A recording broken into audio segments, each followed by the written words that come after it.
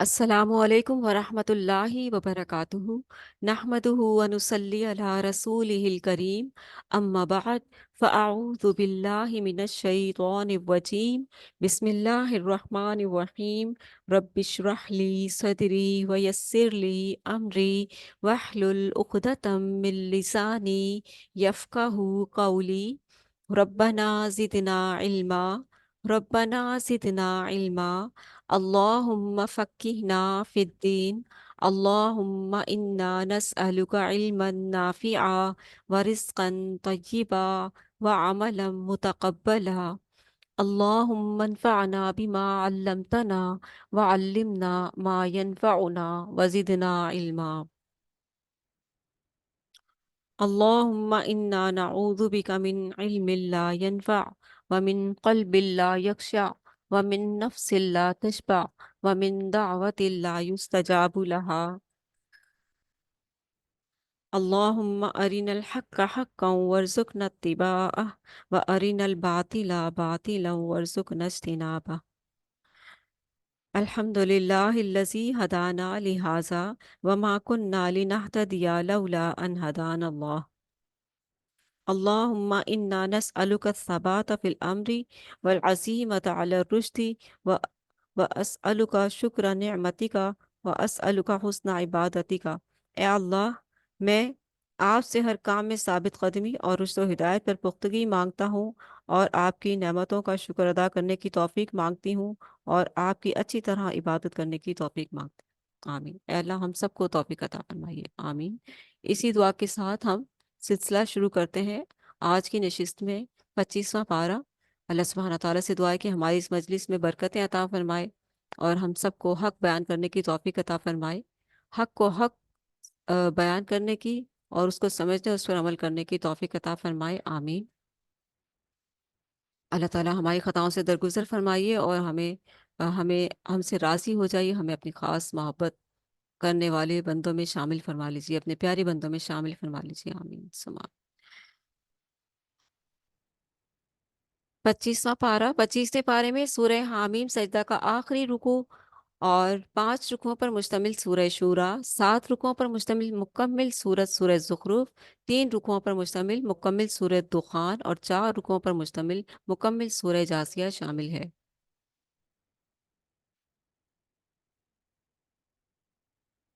शुरू करते हैं। इलैहि युरद्दु इल्मुस्साअह वमा तखरुजु मिन समरातिन मिन अकमामिहा वमा तहमिलु मिन उन्सा वला तदअ वला तदअ इल्ला बिइल्मिह व यौमा युनादीहिम ऐना शुरकाई क़ालू आज़न्नाका आज़न्नाका मा मिन्ना मिन शहीद।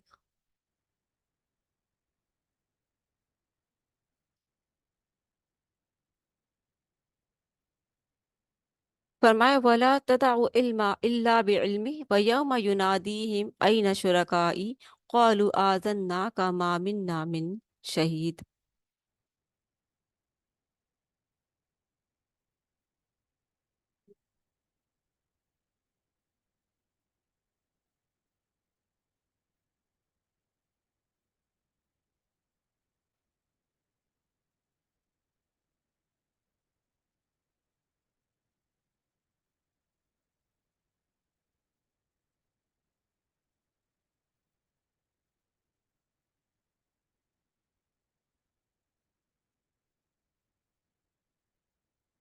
फरमाया क़यामत का इल्म अल्लाह ही की तरफ लौटाया जाता है। इलैहि युरद्दु इलैहि युरद्दु इल्मुस्साअह। क़यामत का इल्म अल्लाह ही की तरफ लौटाया जाता है और जो भी फल अपने शगुफे से निकलता है या मादा हामला होती है या बच्चा जनती है, तो ये सब कुछ अल्लाह के इल्म से होता है। और जिस दिन अल्लाह इन मुशरिकों को पुकार कर पूछेगा कि कहाँ है मेरे शरीक, तो कहेंगे हम आपसे अर्ज कर चुके हैं कि आज हम में से ऐसी गवाही देने वाला नहीं। यानी कि दुनिया में ही था ये सब कुछ। अब तो पता चल गया ना, अब तो आंखें खुल गई। अब तो पता चल गया कि पूरी कायनात का मालिक रब्बुल आलमीन है। तो अब कहाँ से लाएंगे वो जिसकी कोई दलील थी ही नहीं। دنیا میں خود ساختہ بنا رکھے تھے سب، اس دن آنکھیں کھل جائیں گی۔ اس دن آنکھیں کھلنے کا کیا فائدہ ہوگا جس دن صرف اور صرف انجام ہوگا، کوئی مہلت نہیں ہوگی۔ رکو نمبر 6، سورہ حامیم سجدہ، قرآن کی حقانیت واضح ہو کر رہے گی۔ سورہ حامیم سجدہ کے چھٹے رکو میں آگاہ کیا گیا کہ قیامت کا علم صرف اللہ ہی کے پاس ہے، اسے ہر شے کا علم ہے، وہ ہر چیز کا علم رکھتا ہے، یہاں تک کہ وہ جانتا ہے کہ کس خوشے سے کیا پھل نکلے گا اور کوئی مادہ کیا جنم دینے والی ہے۔ روز قیامت اللہ مشرکین سے پوچھے گا کہ کہاں ہیں وہ ہستیاں جنہیں تم نے میرا شریک قرار دیا تھا۔ مشرکین اپنے شرک کا جرم کا انکار کریں گے، اپنے شرک کے جرم کا انکار کریں گے۔ انسانوں کو عادت ہوتی ہے نہیں ہم نہیں کرتے تھے، نہیں نہیں ہم نہیں کرتے تھے، ہے نا، وہاں بھی کریں گے۔ ان کا کوئی خود ساختہ معبود ان کی مدد کو نہیں آئے گا۔ دنیا میں پکارتے نا مدد مدد کر کے، فلاں کا نام لے کے مدد، فلاں کا نام لے کے مدد، ہے نا، ہم تو ان کو وسیلہ بناتے ہیں، تو وہاں پر تو کچھ کوئی بھی نہیں آئے گا۔ ان کا کوئی خود ساختہ معبود ان کا ان کی مدد کو نہیں آئے گا۔ اکثر انسان نعمت ملنے پر اتراتے ہیں اور تکلیف آنے پر انتہائی مایوس اور نا امید ہو جاتے ہیں۔ اپنے آپ کو چیک کر لیں، نعمت ملنے پر کبھی اتراتے تو نہیں، اور تکلیف آنے پر مایوس تو نہیں ہو جاتے ہیں۔ درمیانہ لیول ہے یا نہیں، کہ نعمت ملنے پر تکبر نہیں کرنا، اترانا نہیں ہے، اللہ کا شکر ادا کرنا ہے، اور تکلیف آنے پر واویلا نہیں مچانا، مایوس نہیں ہونا ہے، صبر کرنا ہے۔ یہ دونوں پرپس تھے اس کے پیچھے۔ نعمت ملنے پر اترانے کے پیچھے کیا ہے؟ اترانا نہیں ہے، شکر ادا کرنا ہے۔ تکلیف کے پیچھے کیا ہے؟ مایوس نہیں ہونا، صبر کرنا ہے، اللہ سے امید کرنی، نا امید نہیں ہونا۔ اللہ ہمیں اپنی نعمتوں پر شکر کرنے اور اگر کوئی آزمائش آ ہی جائے تو اس پر صبر کرنے کی توفیق عطا فرمائے، آمین۔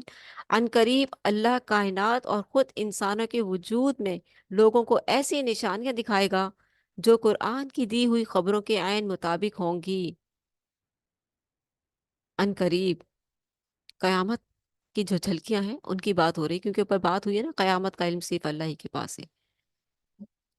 کیا ان قریب، اس کا مطلب ہے کہ ان قریب مطلب جو، کیونکہ اللہ کا قرآن مجید میں فرماتا ہے اقترب للناس، قریب آ گئی لوگوں کے لیے قیامت، تو قیامت تو قریب ہی ہے، دور نہیں ہے، بس ایک وقت مقررہ ہے، اس کی دیر ہے۔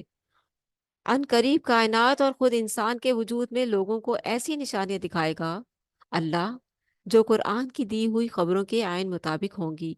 تب لوگوں پر واضح ہو جائے گا کہ قرآن کی ہر بات سچی ہے، کائنات کی ہر شے کا خالق اللہ ہے، اور وہ اللہ ہی کے حکم سے کام کر رہی ہے۔ سارے کا سارا نظام اللہ ہی کے حکم کی فرما برداری کر رہا ہے پوری کائنات میں، سوائے انسان کے، وہ سرکش بنا ہوا ہے کیونکہ وہ بڑا دھوکے باز شیطان اس کے نقش پر بیٹھا ہوا ہے، اس کو اپنی منمانیاں، اس کی سرکشیاں کرنے کے لیے، اپنی جو ہے شرانگیزیاں کرنے کے، شیطان اس کو اپنے ہاتھوں پر، اپنے ہاتھوں سے اس کو چلا رہا ہے، نچا رہا ہے۔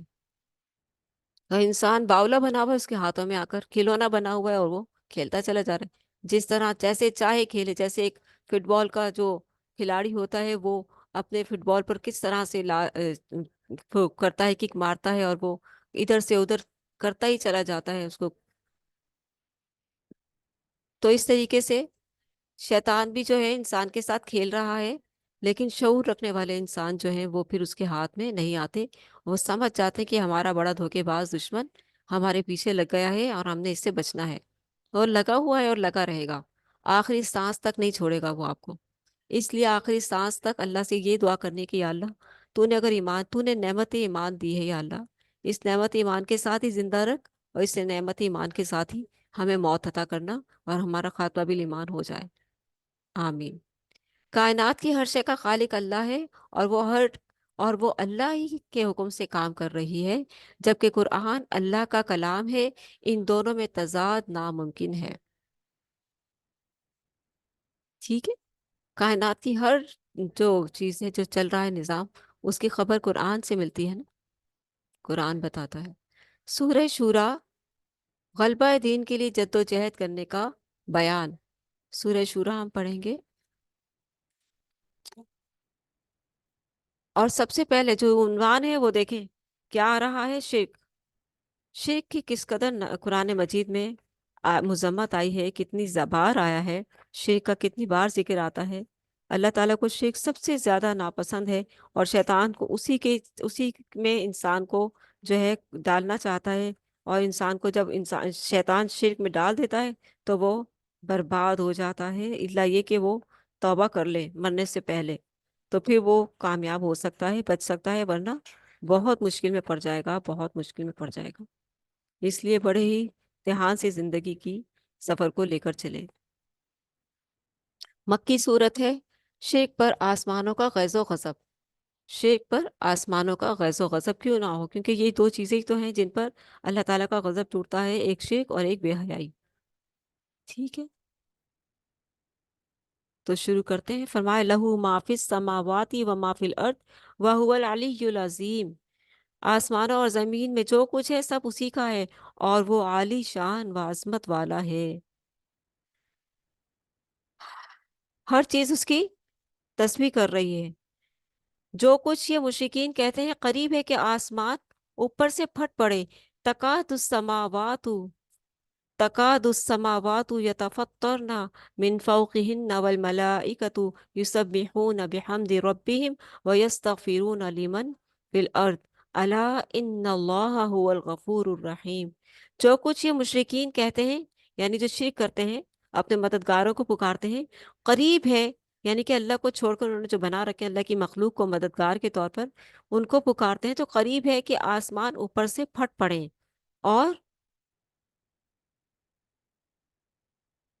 اور دن آنہا لے کے فرشتے اپنے پروردگار کی حمد کے ساتھ اس کی تسبیح کرتے اور زمین میں رہنے والوں کے لیے بخشش طلب کرتے رہتے ہیں۔ یعنی کہ اللہ کے جو فرشتے ہیں اپنے پروردگار کی حمد کے ساتھ اس کی تسبیح کرتے اور زمین میں رہنے والوں کے لیے بخشش طلب کرتے رہتے ہیں۔ سن رکھو، اللہ ہی بخشنے والا اور رحم فرمانے والا ہے۔ یہاں پر لفظ درآن، حالانکہ فرشتے اپنے پروردگار کی حمد کے ساتھ تسبیح کرتے رہتے ہیں۔ پہلے رکوع میں خبردار کیا گیا کہ جب اللہ کے ساتھ کسی کو شریک کیا جاتا ہے تو آسمان غضبناک ہو کر جوش سے پھٹنے کے قریب ہوتے ہیں،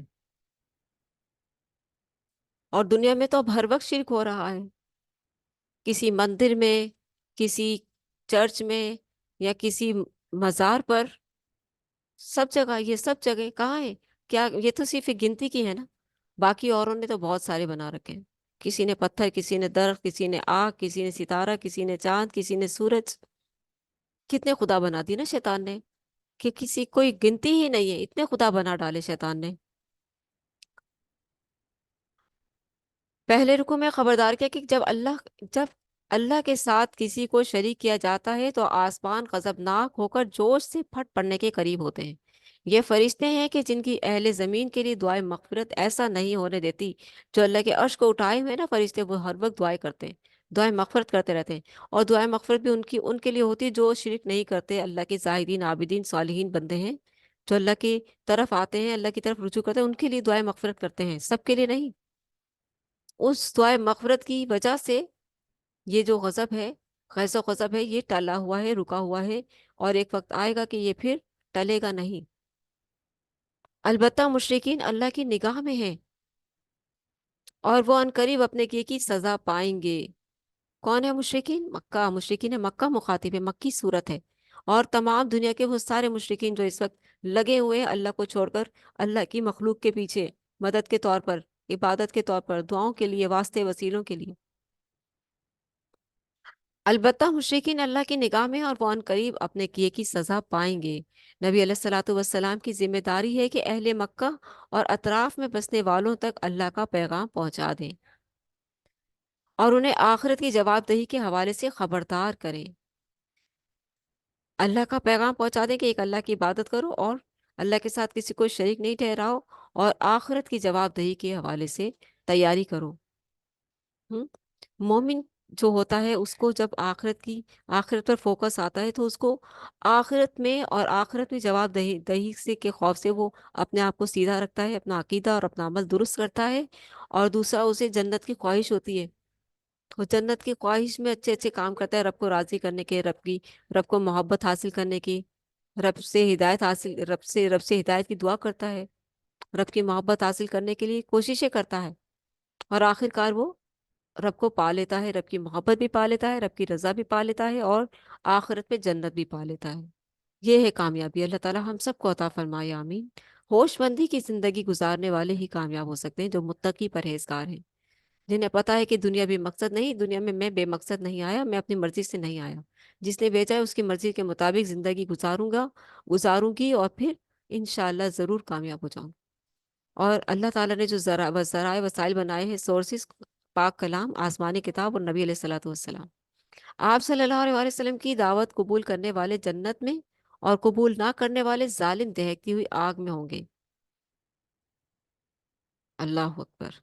رکو نمبر 2، اقامت دین کا حکم۔ دوسرے رکو میں ہدایت دی گئی کہ اپنے جملہ معاملات میں اللہ ہی کو حاکم مانو، اللہ ہی کو حاکم مانو، ہر معاملات میں فرسٹ پرائیورٹی اللہ کو دے دے، ہر معاملے میں اللہ سے مشورہ، اللہ سے بات چیت کریں۔ جملہ معاملات میں اللہ ہی کو حاکم مانو، اس لیے کہ وہی تمہارا خالق، مالک اور رازق ہے۔ مسلمانوں کو حکم دیا گیا کہ وہ دین کو قائم اور نافذ کریں۔ مسلمانوں کی ذمہ داری ہے یہ۔ گھروں میں بیٹھے رہ کر کھانا پینا، شادیاں، بچے، بیویاں، بس یہ نہیں چلے گا، یہی نہیں چلے گا۔ اپنے منصب کو پہچانیے، اپنی ذمہ داری کو پہچانیے۔ اللہ کے رسول صلی اللہ علیہ وسلم اپنی ذمہ داری نبھا کر چلے گئے، پھر آپ کے پاس صحابہ کرام کے آرام سے بیٹھ گئے تھے؟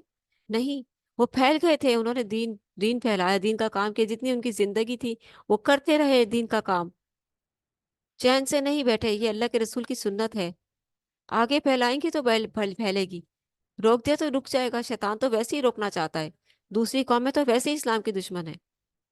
پھر تابعین آئے، انہوں نے پھیلائے، انہوں نے کام کیا، انت تک محنت کی، دین کو محفوظ کیا۔ پھر تابعین آئے، انہوں نے انت تک محنت کی، دین کو محفوظ کی، جن میں ائمہ کرام کے نام آتے ہیں، بڑے بڑے۔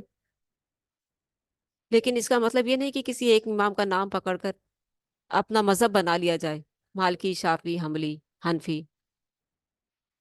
اس کا مطلب یہ نہیں ہے، ان کی محنتوں کو ضرور سراہا جائے، رشک آتا ہے ان کی محنتوں پر۔ وہ اتنے بڑے لوگ تھے جنہوں نے دین کی محفوظ کرنے کے لیے اتنے کام کیے ہیں، اتنی محنت کی، رات دن ایک کر دیا تھا انہوں نے۔ اور پھر آخر میں انہوں نے اپنی کتابوں میں لکھا کہ جو بات ہماری کتابوں میں درج ہے، جو ہم نے درج کی ہے اپنے ہاتھوں سے، اس میں اگر کوئی بات اللہ اور اس کے رسول کے خلاف آ جائے تو اس کو دیوار پر دے مارنا، اس کی کوئی حیثیت نہیں۔ یہ گواہی دے کر گئے ہیں وہ، یہ عہد، یہ جو ہے یہ بات کر کے گئے ہیں وہ، کہ رہتی دنیا تک یہ کتابیں پڑھی جائیں گی، آگے چل رہی ہیں، جب تک پڑھی جائیں گی رہتی دنیا تک، تو قرآن مجید کی اللہ تعالیٰ نے حفاظت کی ذمہ داری لی ہے، اور سیرت مبارکہ کی۔ تو جو کام کر گئے ہیں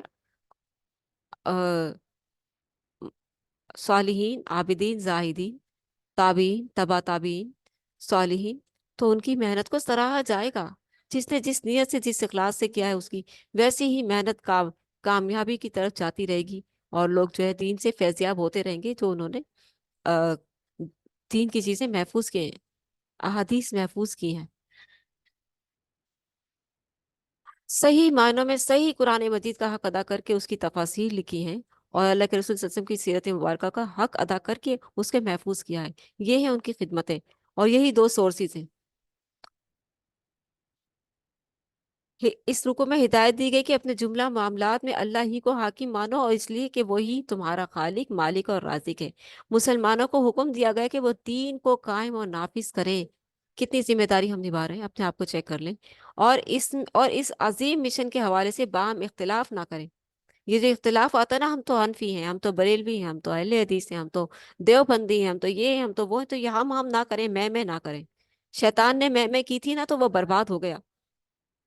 اس لیے ہم اور میں نہ کریں۔ اللہ اور اس کے رسول کی رسی کو مضبوطی سے تھامے، اپنے نام مت بنائیں، ایک ہو جائیں اللہ کے مشن کے لیے، اللہ کے رسول صلی اللہ علیہ وسلم کی سیرت مبارکہ پر ایک ہو جائیں، ایک جمع ہو جائیں، پھر دیکھیں کیسے کامیابی ملتی ہے۔ یہ ناکامی، نامرادی، ذلت اور رسوائی کس وجہ سے آئی ہوئی ہے؟ میں یہ تو میں وہ، اس وجہ سے آئی ہوئی ہے۔ شیطانی راستہ اپنایا ہوا ہے نا، نمازی پرہیزگار ہو کر بھی شیطانی روش نہیں چھوڑی، تو کیا فائدہ پھر؟ اللہ نے اسی مشن کے لیے بھیجا تھا، کس کو؟ حضرت نوح علیہ السلام کو، حضرت ابراہیم علیہ السلام کو، حضرت موسیٰ علیہ السلام، اور حضرت عیسیٰ علیہ السلام کو۔ پھر یہی مشن دیا گیا نبی علیہ الصلوۃ والسلام کو، امت مسلمہ کے لیے اعزاز ہے کہ اسے وہی ذمہ داری دی گئی، اسے وہی ذمہ داری دی گئی ہے۔ ہمارے لیے اعزاز کی بات ہے، ہم اس اعزاز کو لیتے ہی نہیں۔ ہماری ذمہ داری تھوڑی ہے، مولوی ملاؤں کا کام ہے بس، جو مسجد میں درس دے دیا وہی سن کر آگے ویسے ہی کر لیا، اور کیا پتہ کسی نے صحیح درس کی تدریس کی ہے یا نہیں کی، صحیح بات کی تدریس کی ہے یا نہیں کی، وہ علم بھی رکھتا ہے یا نہیں رکھتا۔ دلیل سے بات سنا کریں، دلیل مانگا کریں، دلیل دیجئے۔ آپ کے پاس تو دلیلیں ہوں گی نا، آپ نے تو علم حاصل کیا ہوا ہے، آپ دلیل دیجئے۔ اتنی بڑی مسند پر بیٹھے ہیں آپ۔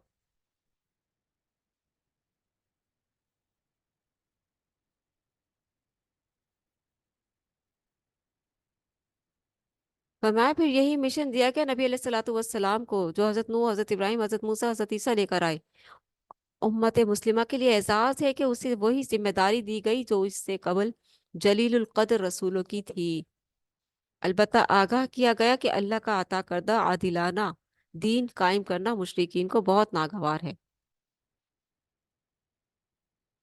ان کی وہ اس پر ضرب آتی تھی نا، جو ان کے مشرک عقائد تھے، کہ آگاہ کیا گیا کہ اللہ کا عطا کردہ عادلانہ دین جو نظام ہے، نظام قائم کرنا مشرکین کو بہت ناگوار ہے، خواہ وہ سیاسی مشرک ہوں جنہوں نے اپنی حکمرانی قائم کر کے لوٹ مار مچا رکھی ہو، یا مذہبی مشرک ہو جو جھوٹے معبودوں کے تصورات دے کر لوگوں سے نذرانے وصول کرتے ہیں۔ یہی بات ہم پیچھے پڑھ کر آ رہے ہیں نا، آج مختصر الفاظ میں دیکھیے کہ خواہ وہ سیاسی مشرک ہوں جنہوں نے اپنی حکمرانی قائم کر کے لوٹ مار مچا رکھی ہو، یا مذہبی مشرک جو جھوٹے معبودوں کے تصورات دے کر لوگوں سے نذرانے وصول کر رہے ہوں۔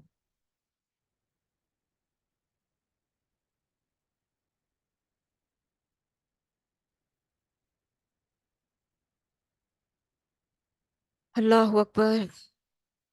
مذہبی مشرک جو جھوٹے معبودوں کے تصورات دے کر لوگوں سے نذرانے وصول کرتے ہیں، وہ بہت پہنچے ہوئے ہیں، آپ ان کو ذریعہ بنائیے، یہ شرک نہیں ہے، ان کے وسیلے سے مانگیے، ملے گا۔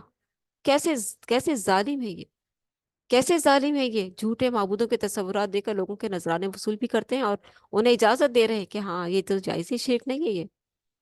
ایسے ظالم اقامت دین کے مشن کی بھرپور مخالفت کریں گے، لیکن اللہ اہل حق کی مدد کرے گا۔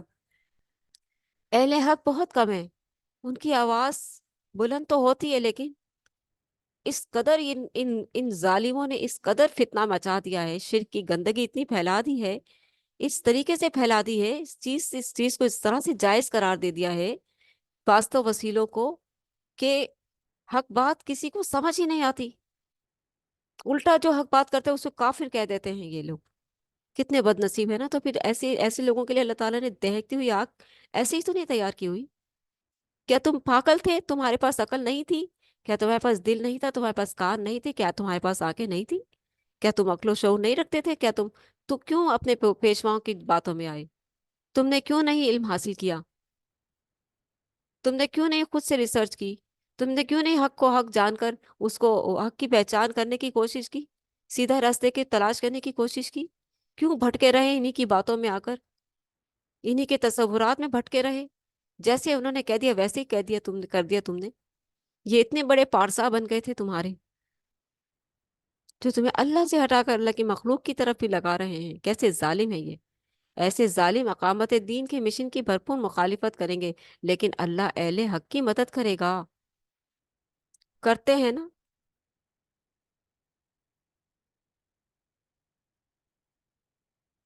کرتے ہیں مخالفت۔ آپ دیکھیں کس طرح بیٹھے ہوئے ہیں مسندوں پر، سب سے پہلے برائی کرتے ہیں جو بزرگوں کو نہیں مانتے نا، ان کو کافر کہتے ہیں۔ بزرگوں کو کون نہیں مانتا؟ سب ان جو آزائدین عابدین ہیں، کوئی ان کی برائی کرتے ہیں؟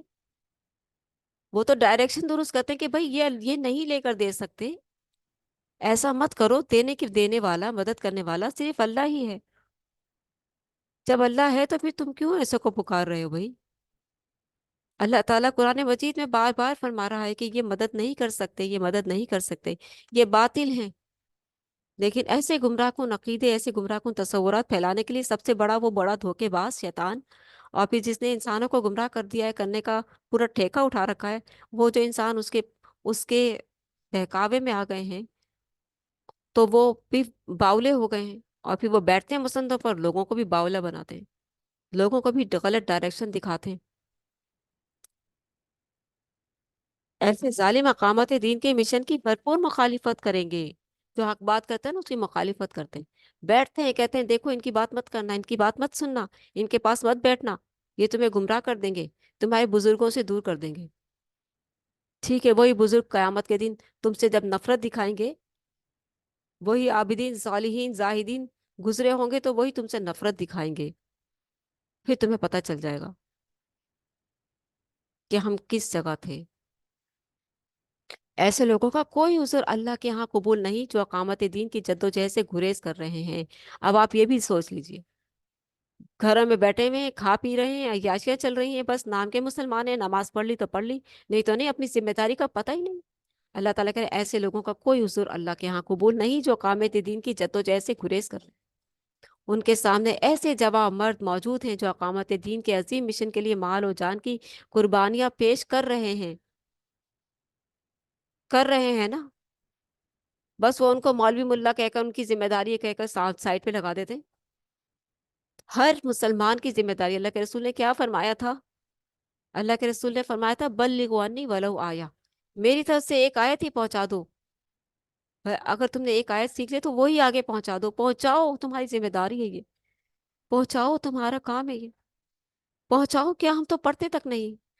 हम तो ऐसी मजलिसों में शारी शरी शामिल होना के लिए टाइम ही नहीं है हमारे पास, कि हम सीखें तो सही कोई एक ऐसी आयत जो लोगों को बताएं।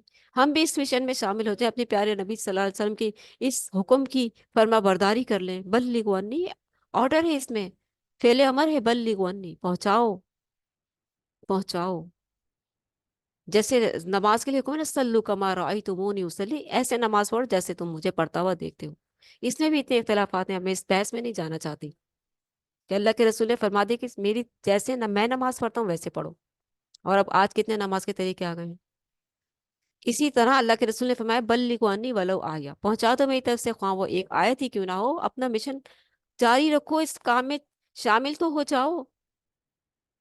कि अल्लाह के हुजूर खड़े होगे तो जवाब तो दोगे, या अल्लाह एक आयत ही पहुंचाई तो थी मैंने मेरे मौला, जर्रे बराबर ही सही, तू कबूल कर ले।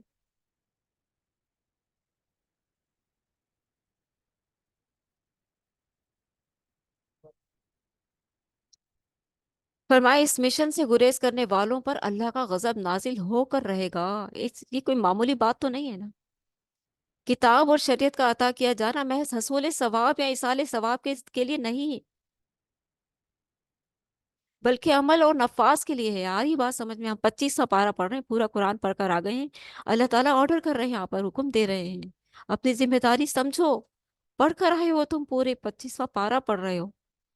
कोई है, कोई आयत कोई तुम्हारी को दिल को नहीं लगी, कोई रुकू कुरान मजीद का तुम्हारे दिल को नहीं लगा, जिसे तुम लोगों तक पहुंचा दो और इस काम में शामिल हो जाओ। दोबारा सुने, किताब कुरान मजीद और शरीयत सीरत मुबारक सल्लल्लाहु अलैहि वसल्लम का अता किया जाना महज हसूल सवाब या ईसाल सवाब के लिए नहीं है।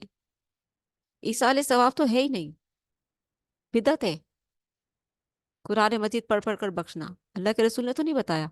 कुरान मजीद तो हिदायत के लिए आई, अपनी हिदायत के लिए आई है किताब। जो औलाद पढ़ती है, जो औलाद नेक अमल करती है, उसका तो सवाब पहुंचता है, उसके लिए इसाले सवाब की नियत की भी जरूरत नहीं है। जो औलाद अपने फराइज अंजाम दे रही है, नेकी के काम कर रही है, उसका ऑटोमेटिकली अल्लाह अल्लाह ताला ने एक जरिया बना दिया है वालिदैन को, सदका जारिया। औलाद इतना बड़ा बेनिफिट है।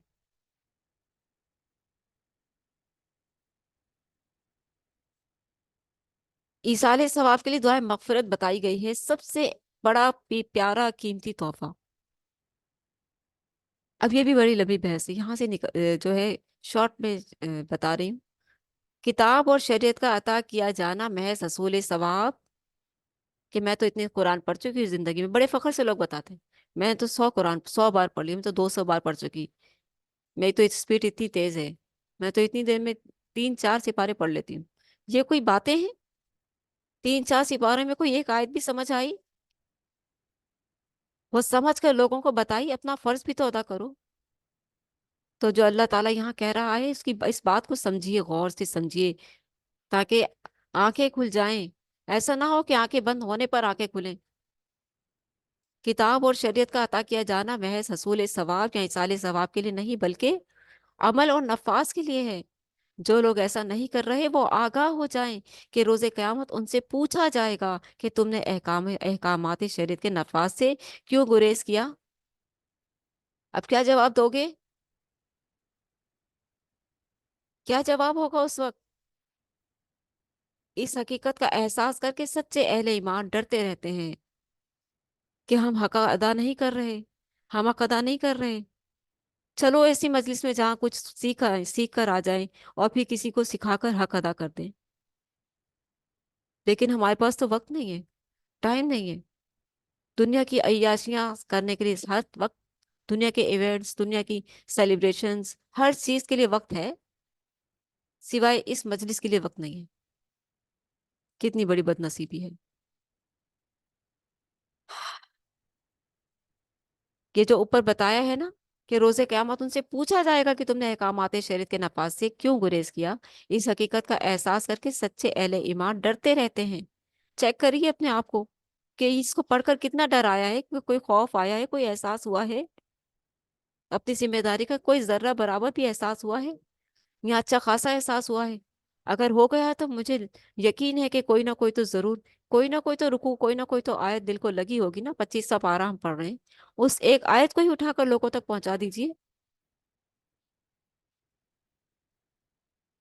کوشش تو کیجیے، شروع تو کیجیے، تاکہ پوچھا جائے گا نا۔ جو لوگ ایسا نہیں کر رہے وہ آگاہ ہو جائیں کہ روز قیامت ان سے پھر پوچھا جائے گا کہ تم نے احکامات شریعت کے نفاذ سے کیوں گریز کیا۔ اس حقیقت کا احساس کر کے سچے اہل ایمان ڈرتے رہتے ہیں۔ البتہ آخرت میں جواب دہی کے حوالے سے وہی لوگ جھگڑتے ہیں جو بہت دور کی گمراہی میں ہیں۔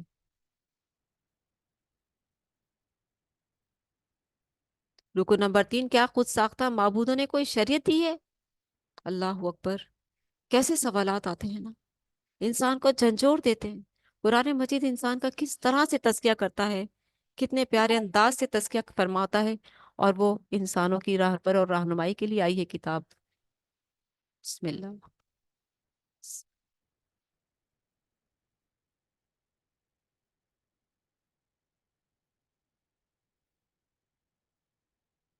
فرمایا والذین اتخذوا من دونہ اولیاء اللہ حفیظ علیہم وما انت علیہم بوکیل۔ اور جن لوگوں نے اللہ کے سوا سرپرست بنا رکھے ہیں، اللہ ہی ان پر نگران ہے، آپ ان کے ذمہ دار نہیں۔ آپ صلی اللہ علیہ وسلم سے کہہ دیا کہ آپ ان کے ذمہ دار نہیں۔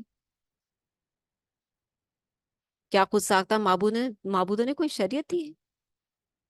تیسرے رکوع میں بیان کیا گیا کہ خود ساختہ معبودوں کی عبادت کرنے والے خود غرض ہیں، خود غرض ہیں۔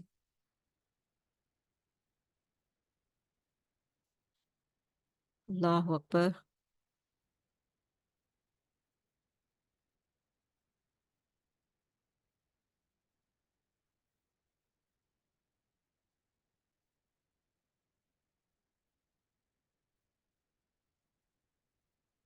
یہاں پر فرمایا ام لہم شرکاء شرعوا لہم من الدین ما لم یأذن بہ اللہ ولولا کلمۃ الفصل لق لقضی بینہم وان الظالمین لہم عذاب علیم۔ کیا ان لوگوں کے ایسے شریک ہیں جنہوں نے ان کے لیے دین کا ایسا طریقہ مقرر کیا ہو جس کا اللہ نے اذن نہیں دیا؟ اور اگر فیصلے کی بات طے شدہ نہ ہوتی تو ان کا فیصلہ کر دیا ہوتا۔ یقیناً ان ظالموں کے لیے دردناک عذاب ہے، دردناک عذاب ہے۔ کوئی دلیل ہی نہیں ہے۔ کیا خود ساختہ معبودوں نے کوئی شریعت دی ہے؟ تیسرے رکوع میں بیان کیا کہ خود ساختہ معبودوں کی عبادت کرنے والے خود غرض ہیں۔ ان کے معبودوں نے کوئی شریعت تو دی نہیں، کچھ بھی نہیں دیا۔ ان کے معبودوں نے کوئی طریقہ، کوئی چیز نہیں دی، اور اللہ جو دے رہا ہے اسے چھوڑ کر خود ساختہ معبود جنہوں نے کوئی شریعت نہیں دی ان کو پوج رہے ہیں، ان کی تعظیم کر رہے ہیں، ان سے واسطے وسیلے مدد مانگ رہے ہیں۔ اور جس نے پوری کائنات کا نظام چلا کر انسان کو اشرف المخلوقات بنا کر ہدایت کا انتظام کر کے رسول بھیج کر ساری چیز تمہارے سامنے کر دی، اس سے لاپرواہی، اس سے لاپرواہی۔ ایک ماں ہے، بیٹے کے لیے بیٹی کے لیے ڈھیر لگا دیا چیزوں کا، کھانے پینے کی، میرا بیٹا یہ بھی پسند کرتا ہے، اس کے لیے یہ بھی بناؤں گی، یہ بھی بناؤں گی، یہ بھی بناؤں گی، بنا کر ڈھیر لگا دی۔ بچہ دیکھ رہا ہے کہ کتنی ساری چیزیں میری ماں محنت کر رہی، صبح سے لگی ہوئی، روزے کی حالت میں ہے، اور شام ہوئی اور آرڈر کیا اور بازار سے منگا کر وہ کھا رہے ہیں، اور وہ ماں کی چیز بنی ہوئی چیز کو کسی کو ہاتھ نہیں لگائے، تو کیا تکلیف پہنچے گی؟ یہ تو ایک دنیاوی لیول کی مثال دے رہی ہوں، انسانی جذبات کی۔ ہم؟ اللہ تعالیٰ نے اتنا نظام بنا دیا بندے تیرے لیے، اتنا سب کچھ تجھے دے دیا ہے کہ تو اگر اس طرف چل پڑے تو کبھی بھٹک نہیں سکتا، تو کبھی جہنم میں نہیں جائے گا، اگر تو اس چیز کو مان لے، سرنڈر کر دے، اس کا احسان مان لے، اس کی عطا کی ہوئی چیزوں پر نگاہ تو ڈال۔ لیکن شیطان نے تو تجھے موڑ کر تروڑ کر تجھے دوسری طرف کر دیا ہے، اور تجھے پتہ بھی نہیں چلا کہ تجھے کس طرح سے اس نے برباد کر دیا ہے، تجھے کس طرح سے اس نے برباد کر دیا ہے، تجھے پتہ ہی نہیں چلا۔ اس نے ایسی چال بازی چلی کہ اس نے حقیقت سے، حق سے ہٹا کر تجھے باطل کی طرف اس طرح سے لگا دی کہ تجھے پتہ ہی نہیں چلا، تجھے برباد کر دیا اس نے۔ یہی تو اللہ تعالیٰ بتا رہا ہے کہ خود ساختہ معبودوں کی عبادت کرنے والے خود غرض ہیں، ان معبودوں نے کوئی شریعت تو دی نہیں کہ جس کے نفاذ یا ان پر عمل کے لیے مشقت اٹھانی پڑے، من مانیاں چلتی ہیں نا وہاں۔ اس کے برعکس مشرکین چاہتے ہیں کہ ان کے معبود دنیا میں بھی ان کی مشکلات آسان کرے اور آخرت میں بھی۔ جاتے ہیں نا دنیا میں بھی منتیں مرادیں مانگنے آستانوں پر، اور ان کو خوش کرنے کے لیے ان کے نام کے نذر و نیاز، چڑھاوے، لنگر بانٹتے ہیں نا۔ کھلا درگاہ پر لنگر بٹ رہا ہے، بیٹھے میں لوگ، بزرگ کے در سے کوئی بھوکا نہیں جاتا، ہم؟ بزرگ کے در سے کوئی بھوکا نہیں جاتا، وہاں ہر وقت کھانا کھلا ہوا ہے، لوگ غیر اللہ کے نام کے لا لا کے نذرانے پیش کر رہے ہیں نا، کہ ہم آئے تھے فلاں وقت، منت مانگی تھی، پوری ہو گئی، اب ان کو خوش کرنے کے لیے ان کے نام کی دیگ چڑھاؤ۔ یہ سلسلہ تو جب سے ہی ہے، ابھی کوئی نیا تو نہیں ہے، ہماری تو آنکھوں دیکھے یہ حال ہے، اور پتہ نہیں کب تک چلتا ہے یہ سلسلہ، کیونکہ وہ بڑا دھوکے باز، بڑا ہوشیار ہے نا، اس نے آباد کر دیے ہیں یہ شرک کے اڈے۔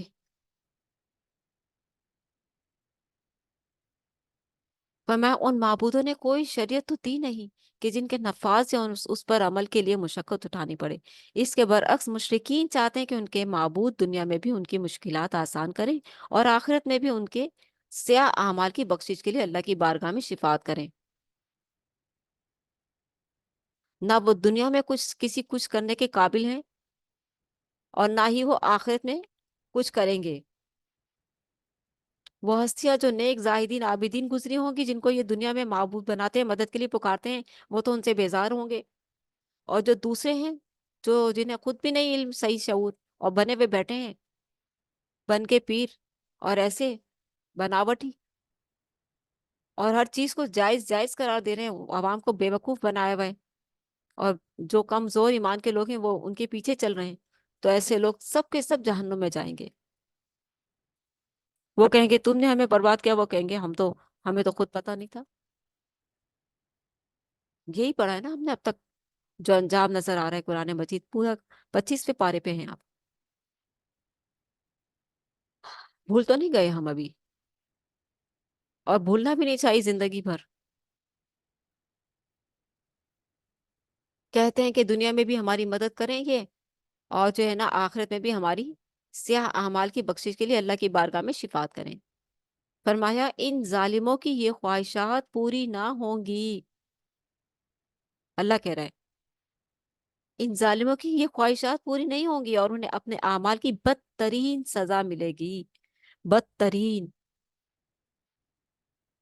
کیوں بتا رہا ہے اللہ تعالیٰ یہ؟ پڑھو قرآن، تمہیں پتا چل جائے کہ تم کہاں جا رہے ہو، تاکہ تم اس بدترین سزا سے بچ جاؤ۔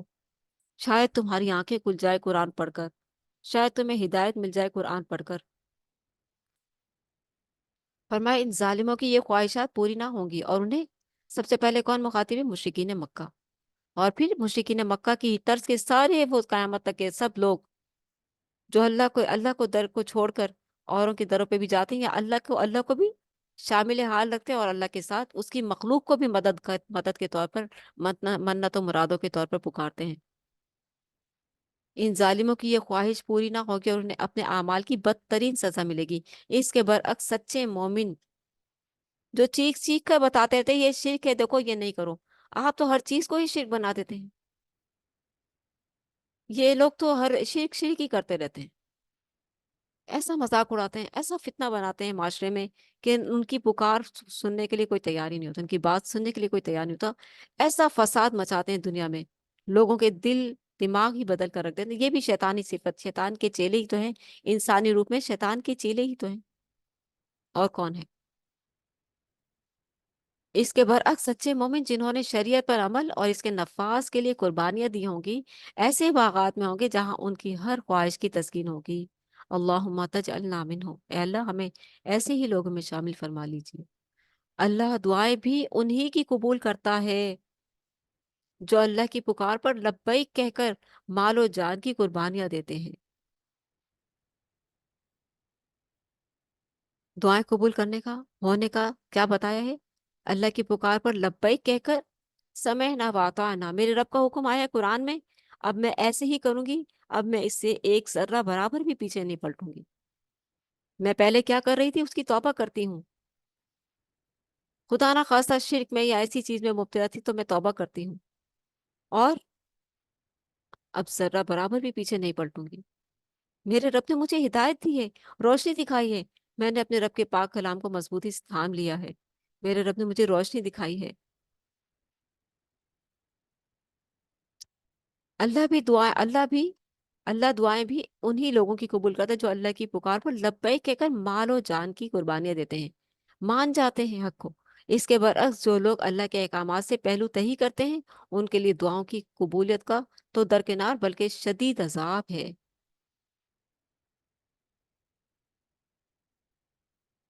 یہ صحیح صحیح واضح واضح پیغامات ہیں۔ مشرکین مکہ خود کو مسلمان کہتے تھے، جن کے خلاف اللہ کے رسول صلی اللہ علیہ وآلہ وسلم نے تلوار اٹھائی تھی، صرف ان کی ڈائریکشن خراب ہونے کی وجہ سے، ان کی ڈائریکشن درست نہیں تھی۔ وہ اللہ کو مانتے تھے، اپنے آپ کو مسلمان کہتے تھے، ایسے مسلمانوں کے خلاف اللہ کے رسول نے کی تلوار کیوں اٹھائی؟ پیچھے وجہ کیا تھی؟ پیچھے وجہ وہ بزرگ ہستیاں تھیں جن کو وہ مدد مدد کے لیے پکارتے تھے۔ آج کا مسلمان کیا کر رہا ہے؟ ہوش کے ناخن نہیں لیے جاتے، ہوش میں نہیں آتے آپ لوگ، ہوش میں کیوں نہیں آ جاتے؟ کیوں جانا چاہتے ہیں اس شدید عذاب میں؟ کیوں جانا چاہتے ہیں؟ بڑی تکلیف ہوتی ہے اس بات سے۔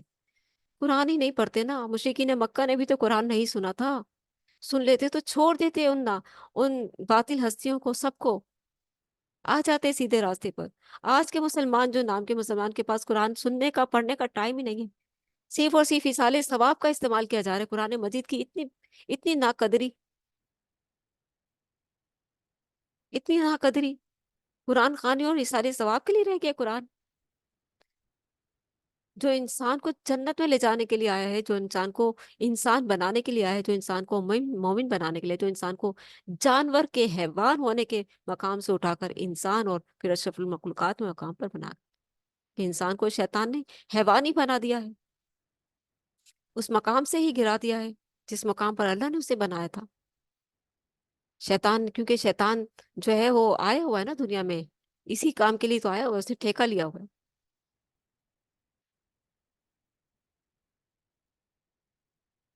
رکن نمبر 4، اقامت دین کے لیے جدوجہد کرنے والوں کے اوصاف۔ چوتھے رکن میں اقامت دین کے لیے جدوجہد کرنے والوں کے اوصاف بیان کیے گئے ہیں۔ اپنے آپ کو چیک کرنے کی کتنی جدوجہد کر رہے ہیں؟ اگر کر رہے ہیں تو وہ آپ، یہ اوصاف آپ میں بھی ہیں، ٹھیک ہے؟ اور اگر نہیں کر رہے تو اپنے آپ کو چیک کریں، بھائی کیوں نہیں کر رہے؟ اللہ کا حکم ہے یہ، وہاں جا کر کیا جواب دینا ہے؟ اللہ کے رسول نے کہا کہ میری طرف سے ایک آیت تھی، تمہیں آ کر آتی ہو تو پہنچا دو۔ اللہ کے رسول کے سامنے کس منہ سے کھڑے ہوں گے؟ پہلے تو اللہ کے سامنے کھڑے ہونا ہے، پھر اللہ کے رسول صلی اللہ علیہ وسلم کی شفاعت کی کس طرح سے ہم متمنی بن سکتے ہیں کہ آپ صلی اللہ علیہ وسلم سفارش کریں گے ہم جنت میں چلے جائیں گے؟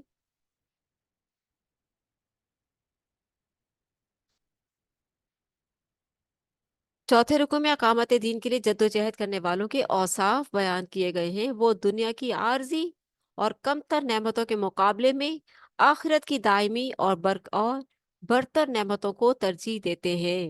ان کا فوکس آخرت اور جنت ہے، اللہ کی رضا اور اللہ کی محبت ہے۔ اپنے آپ کو چیک کر لیں، ہمارا فوکس اللہ کی رضا، اللہ کی محبت، آخرت اور جنت ہے، اور اس کے لیے کوشش کر رہے ہیں، اور کوشش بھی کیسی کر رہے ہیں؟ یہ جو بناوٹی مولوی ملا بنے ہوئے کہ یہ بھی جائز ہے یہ بھی جائز ہے، ان کی پیروی کر کے، یا پھر اللہ اور اس کے رسول کی اطاعت کر کے، قرآن اور سیرت مبارکہ پڑھ کے؟ کون سا راستہ اپنایا ہوا ہے؟ یہ سنے سنائے، یا پھر اللہ اپنے خود سے پڑھ کر، اپنی دو آنکھوں سے خود سے دیکھ کر پڑھ کر شعور سے قرآن مجید کو اور سیرت مبارکہ کا مطالعہ کر کے خود سے سیدھے ہوئے ہیں، اور پھر اس کی جو ہے آگے کر رہے ہیں تبلیغ سچے دین کی؟ محنت مانگتا ہے نا، وقت مانگتا ہے نا، لیکن دنیا سے فرصت ملے تو تب نا۔ ابھی تو میں جوان ہوں، ابھی تو میری یہ خواہش، ابھی تو میری وہ خواہش، ہوں ابھی تو میرے پاس وقت نہیں ہے نا؟ وقت یہی ہے، یہی وقت ہے۔ اللہ تعالیٰ کو جوانی کی عبادت ہی پسند ہے، جوانی کا ہی کام پسند ہے، جوانی کی ہی محنت پسند ہے۔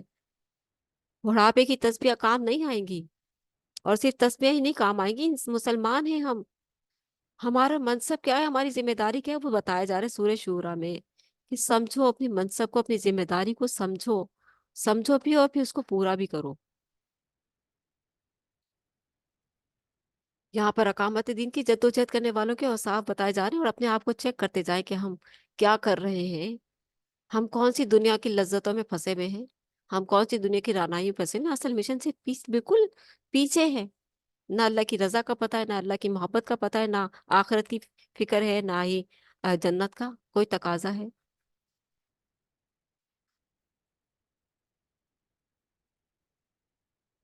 فرمائے وہ دنیا کون جو جد و جہد کرنے والے اقامت دین کی، وہ دنیا کی عارضی اور کم تر نعمتوں کے مقابلے میں آخرت کی دائمی اور برتر نعمتوں کو ترجیح دیتے ہیں۔ وہ اپنے اسباب کی قلت سے مایوس نہیں ہوتے کہ میرے پاس تو بہت بڑا مدرسہ نہیں، میں کیسے کام کروں گی، نہیں۔ وہ مٹی پر بیٹھ کر، درخت کے نیچے بیٹھ کر بھی دین کا کام کرنے پر فخر محسوس کرتے ہیں کہ اللہ تیرا شکر ہے، ذمہ داری نبھا رہے ہیں جو تو نے ڈالی ہے، جو نبی علیہ الصلوۃ والسلام چھوڑ کر گئے ہیں اور حکم دے کر گئے ہیں، بلغوا انی ولو آیا۔ وہ فخر کرتے ہیں اس پر، مٹی پر بیٹھ کر بھی وہ دین کی تبلیغ، قرآن پڑھانے میں انہیں کوئی شرمندگی محسوس نہیں ہوتی، اور لوگ اتنی حقارت سے دیتے، قرآن پڑھانے تھے، قرآن پڑھانے والے، قرآن پڑھاتی، قرآن پڑھاتے ہیں، بس اتنی حقارت سے، جو سب سے بڑی نعمت لے کے بیٹھے ہوئے ہیں، ہاں، اور جنت کے خریدار بن چکے ہیں، جنت کے سردار بن چکے ہیں، جنت میں جانا ہے انہوں نے، ان کو دنیا ایسی حقیر نظر سے دیکھتی ہے، یہ دنیا ہے، یہ ہے دنیا، نہ اسٹیٹس ہی نہیں ختم ہوتا۔ فرمائے وہ اپنے اسباب کی قلت سے مایوس نہیں ہوتے، اور باطل کی قوت و کثرت و وسائل سے مرعوب نہیں ہوتے۔ ان کا مکمل بھروسہ کس پر ہوتا ہے؟ اللہ پر، توکل علی اللہ، اللہ پر بھروسہ ہوتا ہے۔ وہ بڑے بڑے گناہوں اور بے حیائی کی باتوں سے اجتناب کرتے ہیں۔ بڑے بڑے گناہوں میں شرک آ جاتا ہے نا، حرام کاریاں آ جاتی ہیں، اور بے حیائی میں ساری حرام کاریاں آ جاتی ہیں، اجتناب کرتے ہیں۔ وہ ایک دائرے میں رہتے ہیں، اللہ اور اس کے رسول کی اطاعت کے دائرے میں رہتے ہیں، اس سے باہر نہیں نکلتے۔ وہ غصے یا جذبات کی شدت سے کوئی اقدام نہیں کرتے، بلکہ ان کیفیات میں مخالفین سے درگزر کرتے ہیں۔ وہ اپنے رب کے ہر حکم پر لبیک کہتے ہیں، اور اس کی فرما برداری میں جان اور مال کی بازی لگا دیتے ہیں۔ ایسے ہیں اللہ کے پیارے بندے۔ اپنے آپ کو چیک کریں نا، کتنا جذبہ ہے ایسا، ایسے جذبات جو بتائے جا رہے ہیں، ان میں سے کوئی ہے، کوئی خوبی ہے؟ وہ اللہ سے لو لگانے اور مدد حاصل کرنے کے لیے نماز قائم کرتے ہیں، کسی پیر بابے کے پاس نہیں جاتے، کسی آستانے مزار پر نہیں جاتے، کیونکہ ان کا بھروسہ اللہ پر ہے۔ اللہ کے رسول نے بھی اللہ ایک ہی ڈائریکشن دی ہے نا، کہ اللہ کے در پہ جاؤ، اللہ کے در پہ اللہ سے مانگو، میری قبر کو بھی مزار مت بنا لینا، اللہ کے رسول نے سختی سے منع کیا تھا۔ फरमाया वो अल्लाह से लो लगाने और मदद हासिल करने के लिए नमाज कायम करते हैं, नमाज से मदद मांगते हैं, जैसे कि अल्लाह ताला ने फरमा दिया वस्तईनु बिस्सब्री वस्सलाह, मदद मांगो नमाज से और सब्र से। और यहाँ मदद के लिए पुकारने के लिए बहुत सारे बन गए मददगार। हम्म, नाम ले लेकर पुकारा जाता है बाकायदा, तस्बीहात पढ़ी जाती हैं बाकायदा उनके नाम की। जो अल्लाह के पक्के बंदे हैं, जो अल्लाह के सच्चे बंदे हैं, जो मुशरिक नहीं है, वो अल्लाह से लो लगाने और मदद हासिल करने के लिए नमाज कायम करते हैं, सुन्नत रसूल सल्लल्लाहु अलैहि वसल्लम के तरीके पर चलते हैं। अल्लाह के रसूल भी मदद के लिए नमाज पढ़ते थे, अल्लाह के हुजूर बैठ जाते थे। वो बाहमी मामलात मशवरों के जरिए तय करते हैं। अल्लाह के रसूल सल्लल्लाहु अलैहि वसल्लम के साथ जो ईमान लाए थे ना, उनकी तरबियत भी हो रही है, उनको भी मोटिवेट किया जा रहा है। और आपके और सहाबा कराम के बाद, आप सल्लल्लाहु अलैहि वसल्लम और सहाबा कराम और ताबीन और तबा ताबीन और इन सब के बाद अभी भी आज भी मुसलमानों के लिए यही हुक्म है, यही तरीका है कि वो अल्लाह से लो लगाने और मदद हासिल करने के लिए नमाज कायम करते हैं। किसी आस्थाने, किसी बुजुर्ग का सहारा नहीं लेते,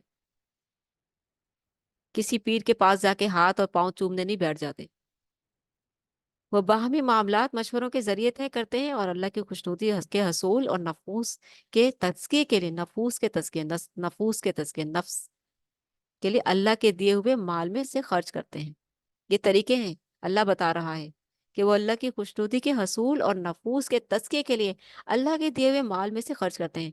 माल खर्च करना कोई मामूली इबादत नहीं है, इस बात को जहन में रखें। क्या आ रहा है यहाँ पर? अल्लाह की खुशनुदी के हसूल और नफूस, नफ्स के तज़किये के लिए, कि नफ्स की भी सफाई होती है, पाकीज़गी होती है, अल्लाह के दिए हुए माल में से खर्च करते हैं। जब उन पर ज्यादती होती है तो वो बदला लेते हैं।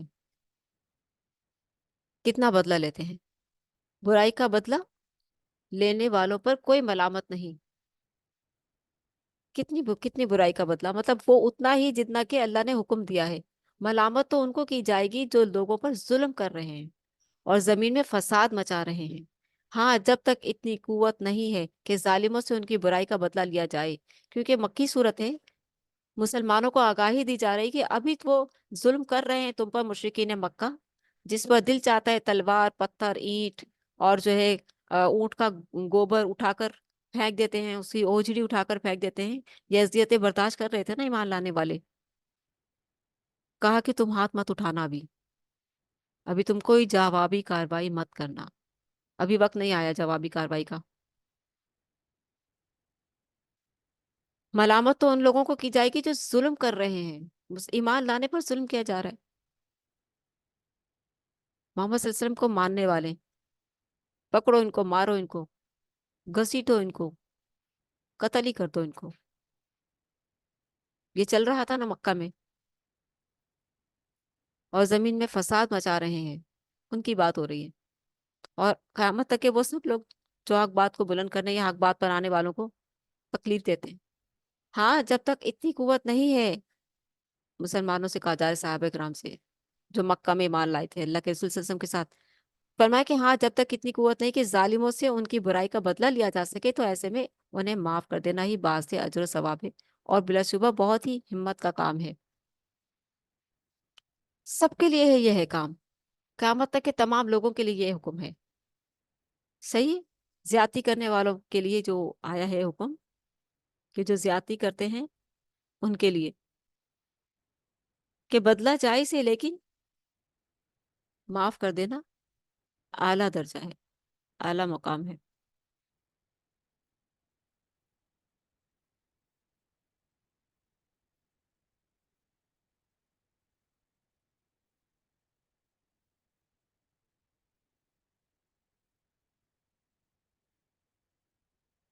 जुल्म का मुकाबले में डट जाना और जालिम से बदला लेना, यानी मुतकब्बिर और जाबिर किस्म के लोग उन पर ज्यादती करते हैं तो वो उनके आगे दबते नहीं, बल्कि उनके सामने डट जाते हैं, कमजोरी नहीं दिखाते, जैसा कि मक्का में मुसलमानों ने काफिरों के मसाई बर्दाश्त किए, मगर उनके आगे झुके नहीं, और अगर उनमें बदला लेने की हिम्मत हो तो बदला लेके छोड़ते हैं।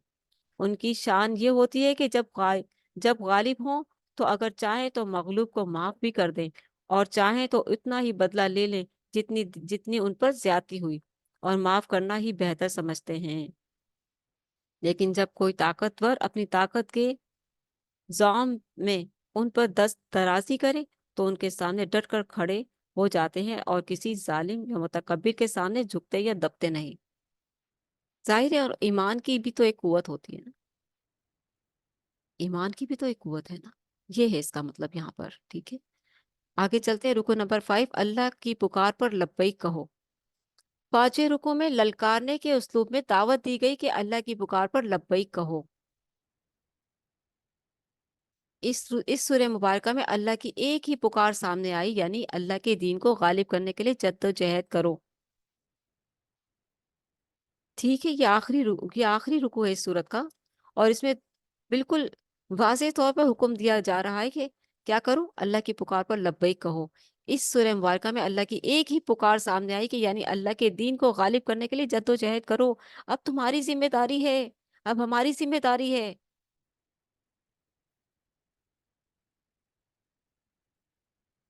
ایسا نہ ہو کہ تم تاخیر کرتے رہو اور موت یا قیامت کا وہ دن آ جائے جو پھر ٹلے گا نہیں۔ اس روز انسان کے لیے کوئی پناہ گاہ نہ ہوگی اور نہ ہی اس کا کوئی عذر کو قابل قبول ہوگا۔ اللہ ہمیں موت کا دن آنے سے پہلے پہلے اپنے حکم پر لبیک کہنے کی توفیق عطا فرمائے، آمین۔ کس کو کہا جا رہا ہے؟ یہ کافروں کو؟ کافر کریں گے اللہ کی پکار پر لبیک؟ کافر کریں گے اللہ کے دین کو غالب؟ کون کرے گا دین کے، اللہ کے دین کو غالب؟ مسلمان۔ لا الہ الا اللہ محمد رسول اللہ پڑھ لیا ہے تو اب تمہاری یہ ذمہ داری ہے، اس کو سمجھ لو، اس کو سمجھ لو اور شروع کر دو اپنی ذمہ داری۔ اس سورہ مبارکہ میں اللہ کی ایک ہی پکار سامنے آئی، یعنی اللہ کے دین کو غالب کرنے کے لیے جد و جہد کرو، اپنی ذمہ داری کو سمجھو، اپنے منصب کو سمجھو۔ ایسا نہ ہو کہ تم تاخیر کرتے رہو، ابھی وقت نہیں ہے، ابھی پہلے خود تو سیکھ لیں۔ اچھا سیکھو، سیکھنے کا ٹائم نہیں ہے؟ اچھا، سارے حضور آ گئے، سارے بہانے بازیاں رکھی ہوئی ہیں، ہر چیز کا بہانہ موجود ہے اللہ کے دین کے لیے، جس کا اللہ تعالیٰ نے حکم دیا ہے، آرڈر کر رہا ہے، اللہ تعالیٰ حکم دے رہا ہے۔ للکارنے کے اسلوب میں دعوت دی گئی ہے، اللہ تعالیٰ نے للکارا ہے یہاں پر، آرڈر کیا ہے، حکم دے کہ اللہ کی پکار پر لبیک کہو۔ اور اس سورہ مبارکہ میں اللہ کی ایک ہی پکار سامنے آئی، یعنی اللہ کے دین کو غالب کرنے کے لیے جد و جہد کرو اور اپنا روب برقرار رکھو۔ کوئی تم پر ظلم کرے تو بدلہ بھی لے سکتے ہو اتنا ہی، اور اپنا روب بھی برقرار رکھو۔ ایسا نہ ہو کہ تم تاخیر کرتے رہو اور موت یا قیامت کا وہ دن آ جائے جو پھر ٹلے گا نہیں۔ اس روز انسان کے لیے کوئی پناہ گاہ نہ ہوگی اور نہ ہی اس کا کوئی عذر قابل قبول ہوگا۔ اللہ ہمیں موت کا دن آنے سے پہلے پہلے اپنے حکم پر لبیک کہنے کی توفیق عطا فرمائے، آمین۔ جیسے کہ میں نے اوپر آپ لوگوں کو اللہ کے پاک کلام سے تو حکم مل رہا ہے، حدیث بھی بتا دی، بلغوا انی ولو آیا، اللہ کے رسول بھی حکم دے کر گئے ہیں کہ میری طرف سے پہنچا دو آگے، خواہ ایک آیت ہی کیوں نہ ہو، پہنچا دو آگے۔ ہم نے کتنی آیتیں پہنچائی ہیں لوگوں کو؟ کیا صرف واٹس ایپ پر ہی فارورڈ کرتے رہیں گے یا خود بھی اپنی آواز کی بلند کریں گے؟ مانگے نا اللہ تعالیٰ سے، یا اللہ میں یہ کام کرنا چاہتی ہوں، میری مدد کیجیے، مجھے صلاحیت دیجیے، ربی حب لی حکما والحقنی بالصالحین وجعل لی لسان صدق فی الاخرین وجعلنی من ورثۃ جنت النعیم۔ مانگے نا، حضرت ابراہیم علیہ السلام نے کی دعا ہے یہ، مانگیے اللہ تعالیٰ سے۔ ہم روز دعا کرتے ہیں نا، رب اللہم انا نسألک علما نافعا ورزقا طیبا وعملا متقبلا، کہ بہت جامع دعا ہے، کوئی معمولی دعا نہیں۔ اللہ کے رسول صلی اللہ علیہ وسلم ہر روز فجر میں پڑھا کرتے تھے یہ دعا، مگر معلوم ہی ہو تو پھر نا، معلوم ہی نہیں ہمیں تو، پتہ ہی نہیں اللہ کے رسول صلی اللہ علیہ وسلم کی سنتوں کا۔ سورہ زخرف، اپنے آپ کو چیک کر لیں کہ اللہ کے حکم پر لبیک کہنے کے قابل ہیں، نہیں ہے تو کہیں، بنے قابل بنے اور کہیں۔ ابھی آج یہاں سے یہ پڑھ کر بھول نہ جائیں کہ اللہ تعالیٰ نے اتنا سخت آرڈر کیا ہوا ہے ہمارے لیے۔ اگر ہم نے آج سیکھ کر، سن کر، پڑھ کر بھلا دیا تو پھر انجام بھی بہت برا ہے، پھر کیا جواب دیں گے؟ اس لیے ہوش میں آ جائیں۔ سورہ زخرف توحید کا بیان اور شرک کی مذمت۔ آگے توحید کا بیان اور شرک کی مذمت، مکی صورت ہے۔ اللہ کے احسانات، پہلے رکوع میں بیان کیا گیا کہ سرکش قوموں نے ہر دور میں انبیاء علیہ السلام کا مذاق اڑایا۔ وہ قومیں قوت و وسائل میں مشرکین مکہ سے کہیں زیادہ آگے تھیں، کہیں زیادہ طاقتور تھیں۔ لیکن اللہ نے انہیں تباہ و برباد کر دیا۔ مشرکین مکہ بھی اگر باز نہ آئے تو ایسے ہی انجام سے دو چار ہوں گے۔ کاش وہ اپنے خالق کے احسانات پر غور کریں۔ غور ہی تو نہیں کرتا انسان، جبھی تو ناشکرا بنا بیٹھا ہے اور خواہشات میں شیطان نے لگا رکھا ہے کہ اللہ کی نعمتوں پر غور کر کے شکر گزار بن گیا تو پھر اللہ کے قریب ہو جائے گا، پھر اللہ کو پہچان کر اللہ کے اور قریب ہو جائے گا۔ شکر گزاری کی طرف تو آنے ہی نہیں دیتا وہ۔ یہ جو شکر ہے نا، یہ بہت بڑی نعمت ہے۔ آپ یقین کریں کہ شکر ہی ہدایت کی طرف، اللہ کی رضا کے پاس، اللہ کی محبت کے پاس لے جاتا ہے، اور ناشکری انسان کو ایسی کھائی میں لے جاتی ہے۔ شیطان انسان کو ناشکری کرواتا ہے اسی وجہ سے کہ یہ اللہ کے قریب نہ ہو جائے، اور شکر گزاری انسان کو اللہ کے قریب کرتی ہے۔ اور وہ بڑا دھوکے باز تو نہیں چاہے گا نا کہ یہ اللہ کے قریب ہو جائے۔ تو اس بات کو سمجھیے کہ سرکش قوموں نے ہر دور میں انبیاء کا مذاق اڑایا۔ وہ قوم قوت و وسائل میں مشرکین مکہ سے کہیں زیادہ آگے تھی، لیکن اللہ نے انہیں تباہ و برباد کر دیا۔ مشرکین مکہ بھی اگر باز نہ آئے تو ایسے ہی انجام سے دو چار ہوں گے۔ کاش وہ اپنے خالق کے احسانات پر غور کریں۔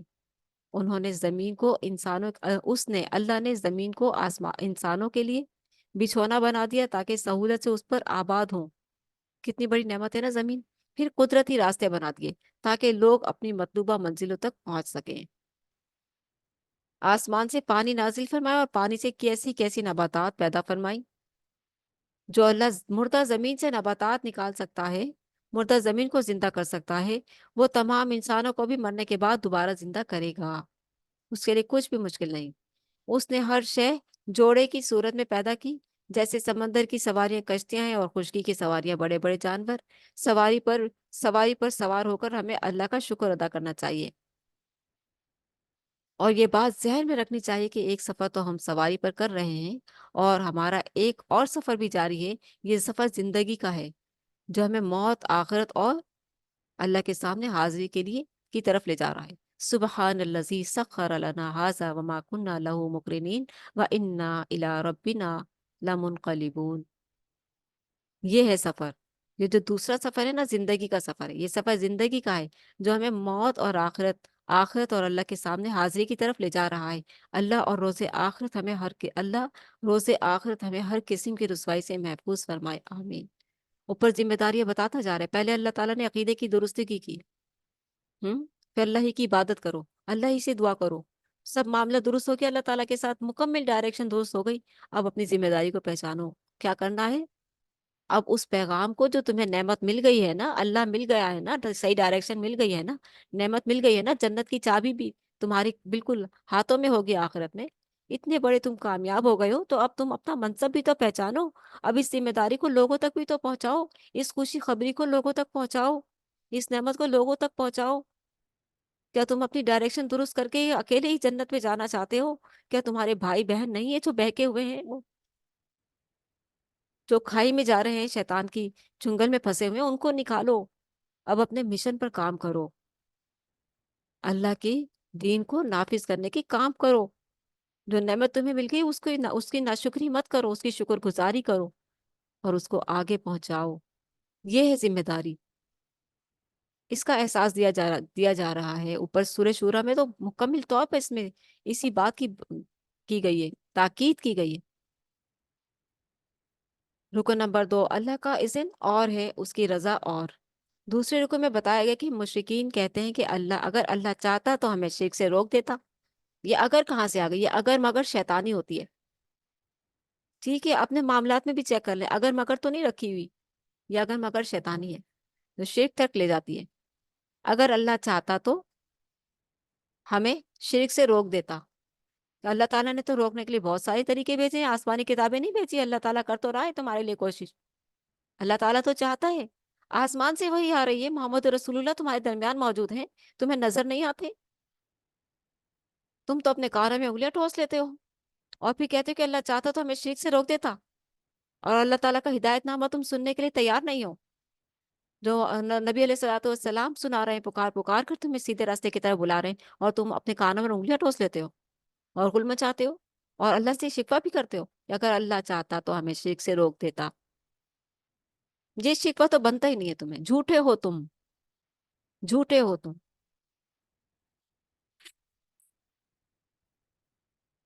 आसमान से आई भी वही कि तुम इनकार ही कर रहे हो। मोहम्मद रसूलुल्लाह सल्लल्लाहु अलैहि वसल्लम तुम्हें मौजूद है, तुम उनका इनकार कर रहे हो। कितने बड़े झूठे हो, और अल्लाह पे इल्जाम लेते हो। अब बताएगा तुम्हें अल्लाह। हकीकत यह है कि अल्लाह ने दुनिया में इंसानों को इख्तियार दिया है। ये इख्तियार ही तो है जो इंसान को हैवान भी बना देता है और इंसान को इंसान भी बना देता है। जो अल्लाह ताला ने इख्तियार दिया है, यही इख्तियार इंसान का जो है ना, इंसान को इंसान भी बना देता है, इंसान को हैवान के मकाम पे भी ले जाता है। ये इख्तियार अगर नफसानी ख्वाहिशात की तरफ चला गया, उस बड़े धोखेबाज के हाथ आ गया, तो बर्बाद हो गया। अगर ये इख्तियार नफ्स लव्वामा जमीर की आवाज सुनता रहा और सीधा रहा, और अल्लाह उसके रसूल की बातों को सुनता और समझता और अमल करता रहा, और अल्लाह से डरता रहा, और अपनी जिम्मेदारी को पहचान कर चलता रहा। इंसान की जिंदगी की ही कितनी है ना, दुनिया में आते ही उसके अकीदे की दुरुस्तगी उसके माँ बाप को कर देनी चाहिए। 3 साल साल के बच्चे की अकीदे की दुरुस्तगी माँ बाप की जिम्मेदारी, वरना औलाद बद्दुआ ही करेगी अपने माँ बाप के लिए। अकीदे की दुरुस्तगी, फिर उसके बाद बच्चा बड़ा हुआ है, नमाज फराइज की अदायगी, अल्लाह की इताअत, अल्लाह की मोहब्बत, अल्लाह का दीन जो अल्लाह ने उतारा है उसको सीखो सिखाओ। जवानी की उम्र तक पूरा मुकम्मिल दीन आ जाना चाहिए। अब उस दीन पर अमल भी करो और लोगों तक पहुंचाओ भी। ये है जिंदगी। इसको कहते हैं सही मायनों में जिंदगी गुजारना, और मरते दम तक इसी खिदमत में लगा रहे। ये है अल्लाह का दीन, अल्लाह का मिशन, अल्लाह का अमर। कोई पहचानता है इस चीज को? कोई समझता है इस चीज को? इस कदर दुनिया की लत लग गई है, इस कदर दुनिया की ख्वाहिश पड़ गई है, इस कदर दुनिया की ये चल पड़ा है। ये क्या है ये तमाशा? सब खेल और तमाशा ही तो है। ऐसे थोड़ी कहा। असल चीज तो यही है, बचपन ही में अकीदे की दुरुस्ती, जवानी तक पूरा शऊर आ जाना चाहिए अल्लाह और उसके रसूल की इताअत का। पूरा शऊर, ये माँ बाप की जिम्मेदारी है। फिर उसके बाद जिंदगी भर उस शऊर को हासिल करने के बाद अपने पास नहीं समेट के रखना, वो लोगों तक भी पहुंचाना है, इंसानियत को भी बचाना है। ये है इंसान, सही सही माना में जो इंसान अशरफुल मखलूकात है, ये है उसका जिम्मेदारी है। ऐसे ही नहीं भेज दिया गया कि बस खेल तमाशे करते रहो, याशियां बदमाशियां करते रहो, और बस शैतान की मान मान कर अपनी मनमानियां करते रहो। ऐसे नहीं चलेगा, ऐसे नहीं चलेगा। नौजवानों को देखकर खून के आंसू रोने का दिल करता है, आजकल के जो नौजवान हैं उनको देख। टीन एज बच्चे, बच्चों को तो अब तमीज ही नहीं रही है बिल्कुल भी। इस कदर ये जो स्कूल, जो प्राइवेट स्कूल है, इन्होंने जो माहौल बना रखा है, अफसोस का मुकाम है। बात बहुत बढ़ जाएगी, आगे चलते हैं। हकीकत यह है कि अल्लाह ने दुनिया में इंसानों को इख्तियार दिया है। ये इख्तियार अगर अल्लाह और उसके रसूल की इताअत के मुताबिक हो गया तो कामयाब। अगर शैतान के मुताबिक हो गया तो फिर शैतान तो इंसान को हैवान ही बना देगा, बाउला बना देगा, और फिर जहन्नुम की खाई में पहुंचा देगा। इसलिए फैसला हमारे हमारे ही इख्तियार में, इख्तियार में है ना, अल्लाह ने इख्तियार दिया है। अब फैसला कर ले। इंसान अगर गुमराही का रास्ता इख्तियार करता है तो उसका इज़्न भी अल्लाह ही देता है, लेकिन उसने बता दिया है कि यह रास्ता अल्लाह को नाराज करने वाला है। जमीर रख दिया अल्लाह ताला ने, नहीं ये गलत है। इसके बरक्स अगर इंसान नेकी करता है तो अल्लाह ही इसकी तौफीक देता है और इस पर बहुत खुश होता है।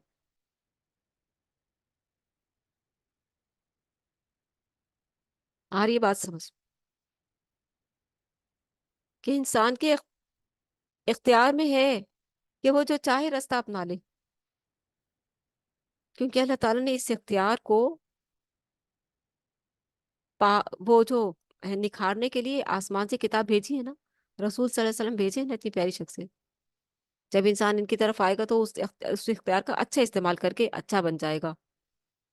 जब वो इस इख्तियार के साथ कुरान और अल्लाह और उसके रसूल की इताअत की तरफ नहीं आएगा, कुरान और रसूल सल्लल्लाहु अलैहि वसल्लम की सीरत मुबारक की तरफ नहीं आएगा, तो वो फिर शैतान के हत्थे चढ़ जाएगा और शैतान उसको बर्बाद कर देगा। ये जो इख्तियार है ना, इसको बे इख्तियार ना होने दें, इख्तियार में रखें इसको, अल्लाह उसके रसूल की इताअत में रखें, इस इख्तियार को कामयाब हो जाएंगे।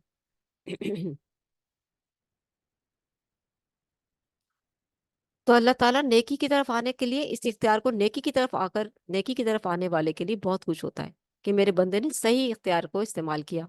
جو میں نے اس کو اختیار دیا تھا اس نے اس کا صحیح استعمال کیا، اس نے واقعی میں حق ادا کر دیا کہ اس کو میں نے کان آنکھیں اور دل اور عقل و شعور عطا کیا تھا، اس نے اس نعمتوں کا کی شکر گزاری کی، اس نے ان نعمتوں کو پا کر ان کا حق ادا کیا اور صحیح ڈائریکشن کو اپنایا، اس اختیار کے صحیح استعمال کیا عقل و شعور کے ساتھ۔ اور جس نے اس اختیار کا صحیح استعمال نہیں کیا وہ حیوان ہے، حیوان۔ مشرکین شرک کے لیے دلیل دیتے رہے کہ ہم تو باپ دادا کی پیروی کر رہے ہیں، یہ ان کے پاس بالکل بیجا دلیل تھی جس کی کوئی حیثیت اور اہمیت نہیں تھی۔ باپ دادا کی پیروی، کسی بھی فعل کے حق ہونے کے لیے دلیل اللہ کی عطا کردہ تعلیمات ہیں، نہ کہ باپ دادا کی پیروی۔ اختیار اور شعور اور رکھنے والے جو ہیں وہ سمجھتے ہیں اس چیز کو۔ رکن نمبر 3، اہمیت دولت کی نہیں پاکیزہ کردار کی ہے۔ تیسرے رکن میں مشرکین مکہ کا یہ تنزیہ سوال نقل ہوا کہ قرآن مکہ اور طائف کے کسی دولت مند انسانوں پر کیوں نازل نہیں کیا گیا؟ مشرکین مکہ تو دولت کو ہی سب کچھ سمجھتے تھے نا، انہیں وہ ایمان کی دولت نظر نہیں آ رہی تھی۔ در حقیقت اللہ کی نگاہ میں اہمیت دولت کی نہیں پاکیزہ کردار کی ہے۔ دولت کی تقسیم کا نظام کاروبار دنیا چلانے کے لیے بنایا گیا ہے تاکہ مالدار لوگ تنگ دستوں کو معاوضہ دے کر ان سے کام لے سکیں اور ان پر خیر صدقہ خیرات کر سکیں، ان کی مدد کر سکیں۔ اگر سب لوگ معاشی اعتبار سے ایک ہی معیار پر ہوتے تو مشقت والے کام کون کرتا؟ البتہ آخرت میں کامیابی دولت سے نہیں پاکیزہ کردار سے ملے گی۔ اگر یہ اندیشہ نہ ہوتا تو لوگ دنیا کے لالچ میں کافر ہو جائیں گے۔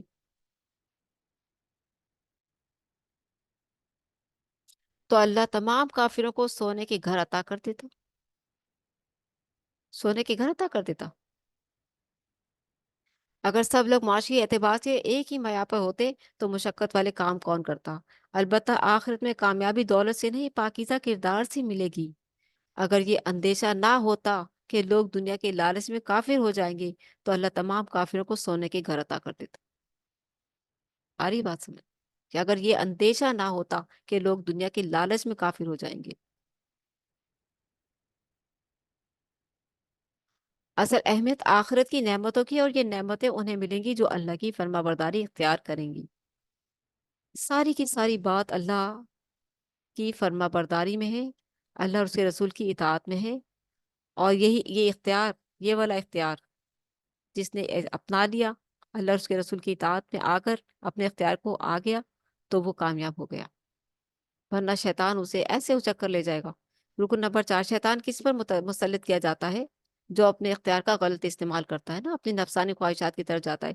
چوتھے رکن میں خبردار کیا گیا کہ جو انسان اللہ کی یاد سے غافل ہوتا ہے، نہ نماز پڑھتا ہے، نہ اللہ تعالیٰ سے استغفار کرتا ہے، نہ اللہ تعالیٰ سے باتیں کرتا ہے، اپنی منمانی مستیوں میں لگا ہوا ہے، زندگی میں لگا ہوا ہے، جیسے چاہے جیوں، جیسے چاہے رہوں، جو مرضی کرتا پھروں، میری مرضی میری زندگی۔ جو انسان اللہ کی یاد سے غافل ہوتا ہے، اللہ اس پر بطور سزا شیطان کو مسلط کر دیتا۔ اللہ اکبر! اب وہ کیسے سیدھا ہوگا؟ شیطان اس کا ساتھی بن کر اسے اللہ سے دور کر دیتا ہے۔ اب یہ دیکھ لیں کہ سزا ہے اس اختیار کا غلط استعمال، پھر شیطان مسلط وہ بتائے نا، پر انسان حیوان ہی بن جائے گا پھر، کیونکہ شیطان اس پر مسلط کر دیا جائے گا، اللہ تعالیٰ اس پر شیطان کو مسلط کر دیتا ہے۔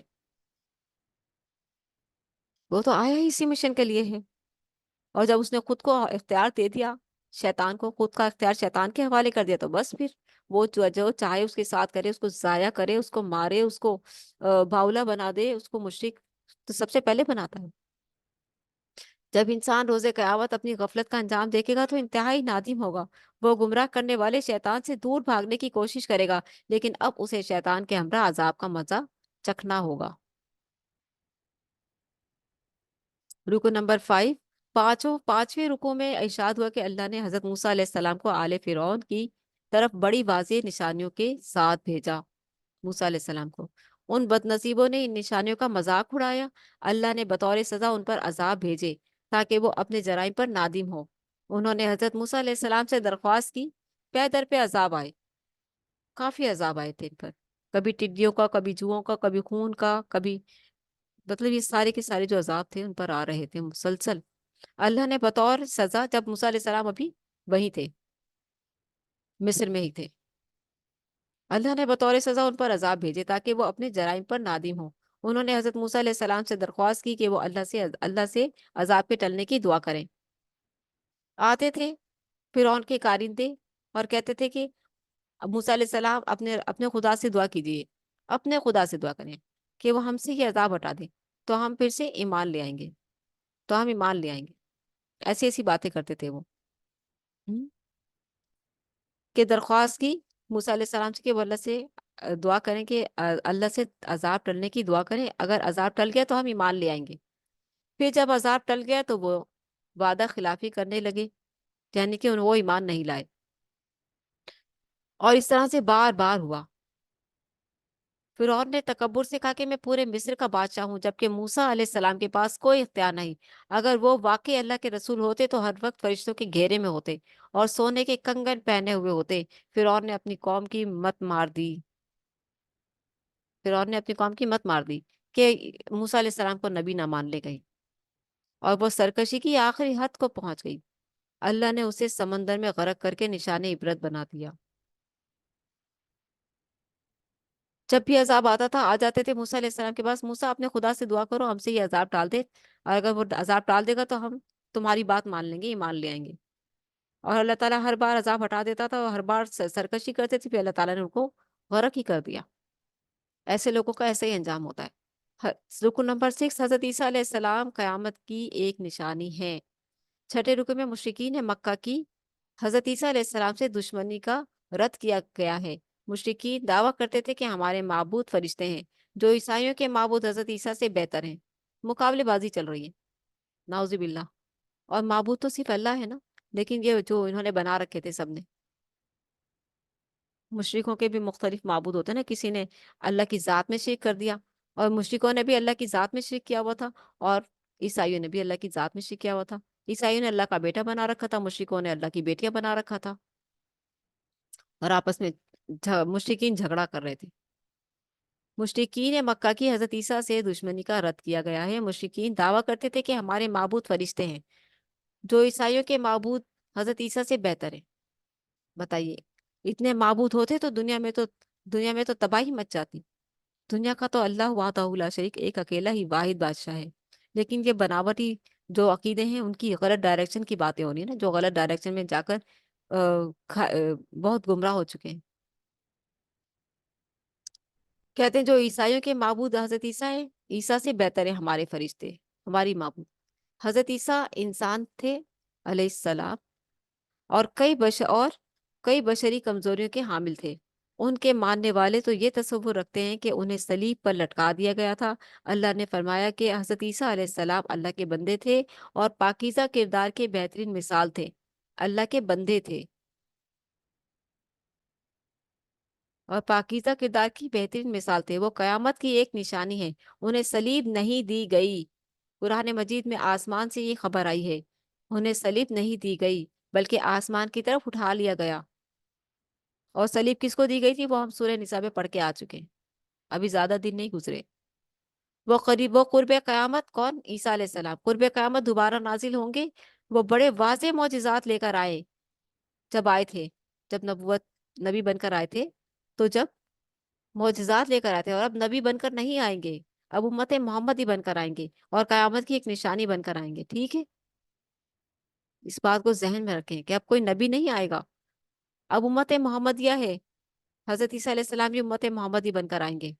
وہ قرب قیامت دوبارہ نازل ہوں گے، آسمان سے اتریں گے، اور وہ بڑے واضح معجزات لے کر آئے، اور بنی اسرائیل کو اللہ کی خالص بندگی کی دعوت دی۔ جب آئے تھے، تب نبی کے اعزاز میں آئے تھے، تو تب واضح معجزات لے کر آئے، جب کی بات ہو رہی ہے۔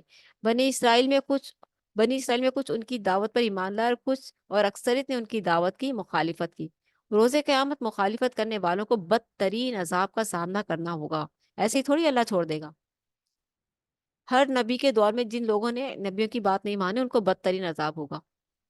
مشرکین مکہ پر حجت تمام ہو رہی کہ تم میں بھی موجود ہیں محمد صلی اللہ علیہ وسلم، تم کیا کر رہے ان کے ساتھ سلوک؟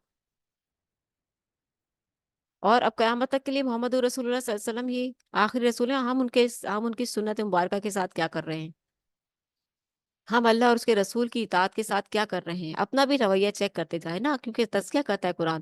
اس روز گرم جوش دوست بھی آپس میں ایک دوسرے کے دشمن ہوں گے، قیامت کا دن ایسا ہوگا۔ البتہ متقی اس روز بھی ایک دوسرے سے محبت کریں گے۔ متقی جو ہوں گے وہ تو مطمئن ہوں گے نا، مطمئن ہوں گے، لا خوف علیہم ولا هم یحزنون ہوں گے۔ سورہ رکو نمبر 7، مشرکین مکہ کی محرومی۔ 7ویں رکو میں آگاہ کیا گیا کہ روز قیامت اللہ کے فرمانبردار اپنے اعمال کی وجہ سے ابدی نعمتیں حاصل کریں گے۔ اپنے اعمال کی وجہ سے کون؟ فرما بردار۔ اس کے برعکس مجرم اپنے جرائم کی پاداش میں ہمیشہ ہمیش کی آگ میں جلیں گے۔ ان پر سے عذاب ذرا سی دیر کے لیے بھی نہیں ہٹے گا، نہیں ہٹے گا۔ مشرکین مکہ کہتے ہیں کہ فرشتے اللہ کی بیٹیاں ہیں، نعوذ باللہ۔ اگر واقعی اللہ کی کوئی اولاد ہوتی تو سب سے پہلے اس کی بندگی اللہ کے رسول کرتے۔ اللہ کے رسولوں نے تو نہیں بتایا۔ اللہ کی کوئی اولاد نہیں، وہی معبود حقیقی ہے، ہر شے پر اسی کی بادشاہت قائم ہے۔ اس کی بارگاہ میں کسی کو اختیار نہیں کہ وہ کسی کی سفارش کرے مگر اس کی اجازت سے۔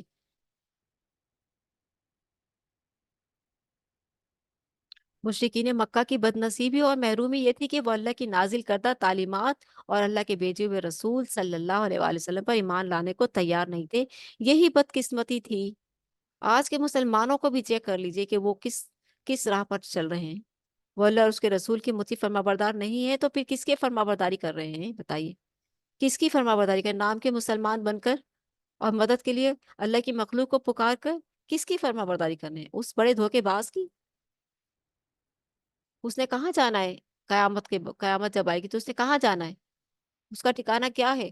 تو جو اس کی پیروی کرنے والے ہیں وہ بھی اسی کے ساتھ ہوں گے۔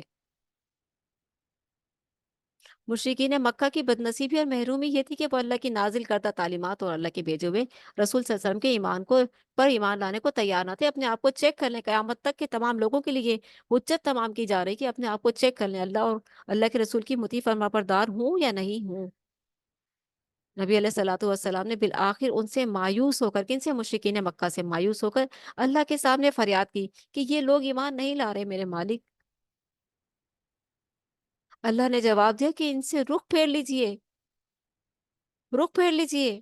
رحمت للعالمین کو کہا جا رہا ہے کہ ان سے رخ پھیر لیجئے۔ وہ کتنے بڑے بد نصیب تھے مشرکین مکہ، جن سے نبی علیہ الصلوۃ والسلام جو رحمت للعالمین، رحمت بنا کر ان میں بھیجے گئے تھے اور قیامت تک کے لیے رحمت ہیں، اور وہ ان سے کہا جا رہا ہے کہ آپ ان سے منہ پھیر لیجئے، یہ ایسے بد نصیب ہیں، یہ ایسے بدبخت ہیں یہ، اور اسلام کہہ اور سلام کہہ کر ان سے جدائی اختیار کر لیجئے۔ ایمان نہ لانے کا انجام وہ عنقریب دیکھ لیں گے۔ اللہ اکبر۔ کتنی کتنی اذیت ملی نا نبی علیہ الصلوۃ والسلام کو، مشرکین مکہ نے کتنا ستایا۔ مسلسل مشرکین مکہ کی ان باتوں کا ذکر کیوں کر رہا ہے اللہ تعالیٰ؟ دیکھو، وہ بھی مسلمان کہتے تھے خود کو، لیکن ان کی حرکتیں کیا تھی؟ وہ اللہ اور اس کے رسول کے مطیع فرما بردار نہیں بنے۔ جو اللہ کے رسول نے سیدھا راستہ دکھایا تھا کہ چھوڑو ان ہستیوں کو جن کو تم مدد مدد کے لیے پکارتے رہتے ہو۔ اسی بات پر تو اللہ کے رسول نے ان کے خلاف تلوار اٹھائی تھی نا۔ آج کے مسلمان بھی اپنے آپ کو چیک کر لینا تو بڑا ہی اچھا ہو جائے، اور عاشق رسول بنے پھرتے ہیں اور پکارنے کے لیے اللہ کی مخلوق رہ گئی ان کے لیے۔ بڑے ہی افسوس کی بات ہے۔ مشرکین مکہ کے شبہات کا مؤثر رد۔ رکو نمبر 1، سورۃ دخان ہم پڑھ رہے ہیں، مکی سورت ہے۔ آخرت کی جواب دہی سے غفلت کا انجام۔ پہلے رکو میں بیان ہوا کہ قرآن حکیم لوح محفوظ سے دنیاوی آسمان پر ایک برکت والی رات میں نازل کیا گیا۔ کون سی رات ہے وہ؟ لیلۃ القدر کی رات۔ انا انزلناہ فی لیلۃ القدر۔ ٹھیک ہے، یہاں پر بھی اسی کا ذکر ہے کہ قرآن حکیم کو لوح محفوظ سے دنیاوی آسمان پر ایک برکت والی رات میں نازل کیا گیا، پورے کا پورا۔ پھر وہاں سے 23 سال کے عرصے میں حضرت جبریل امین نبی علیہ الصلوۃ والسلام کے قلب مبارک پر اتارتے رہے۔ اس نزول کا مقصد لوگوں کو آخرت کی جواب دہی سے خبردار کرنا ہے۔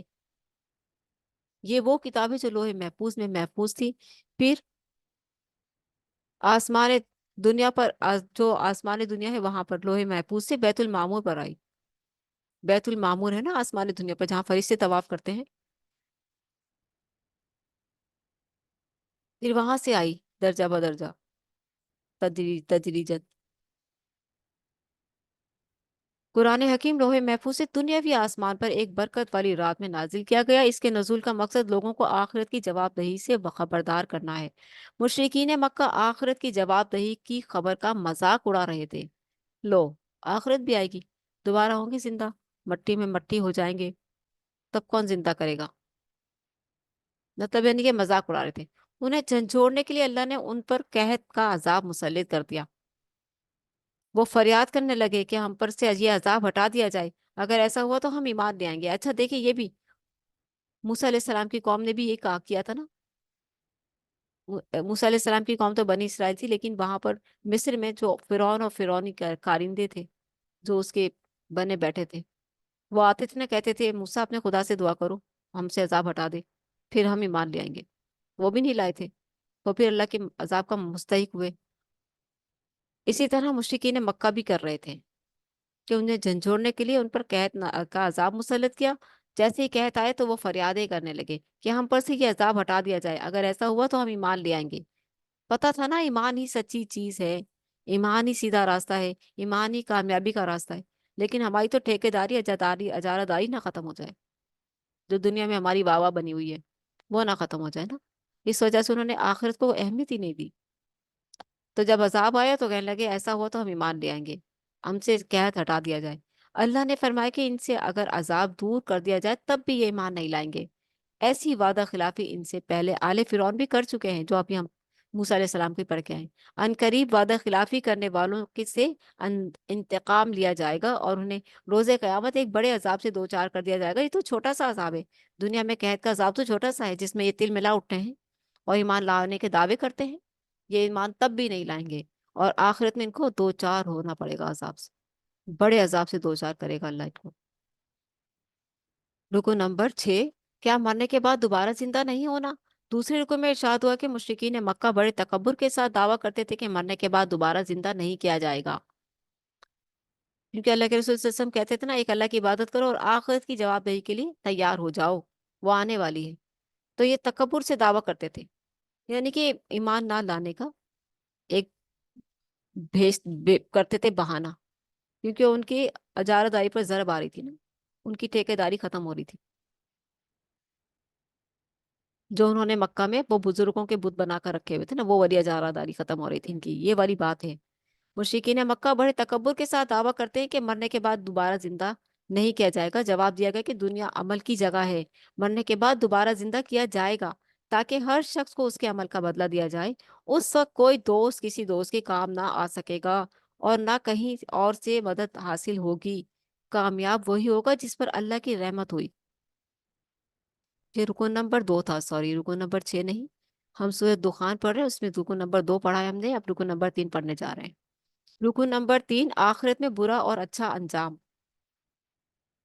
تیسرے رکن میں اللہ کے نافرمانوں کو جہنم میں ملنے والی شدید عذاب کی تفصیل اور فرما برداروں کو جنت میں حاصل ہونے والی عظیم نعمتوں کا ذکر ہے۔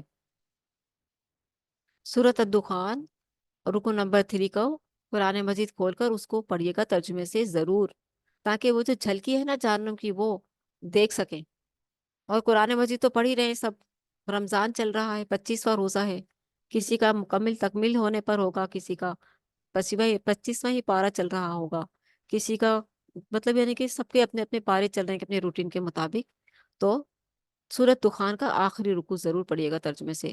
یہ تیسرے رکو میں اللہ کے نافرمانوں کو جہنم میں ملنے والے شدید عذاب کی تفصیل اور فرما برداروں کو جنت میں حاصل ہونے والی عظیم نعمتوں کا ذکر ہے۔ نبی علیہ الصلوۃ والسلام کو بشارت دی گئی کہ آپ صلی اللہ علیہ وآلہ وسلم کی مبارک زبان سے اس قرآن کی تعلیمات کو سمجھنا لوگوں کے لیے آسان کر دیا ہے، آسان کر دیا گیا ہے۔ جو نہیں سمجھ رہے ہیں وہ بد نصیب ہیں، آخرت میں برے انجام کا انتظار کر رہے ہیں۔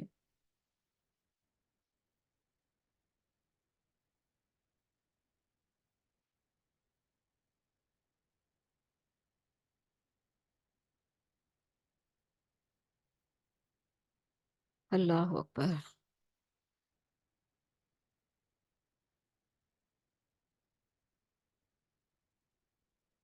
آگے چلتے ہیں۔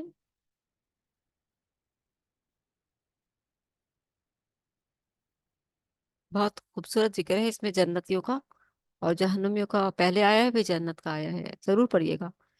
سورہ جاسیہ عنوان ہے کافروں پر اتمام حجت، کافروں پر اتمام حجت، مکی صورت ہے۔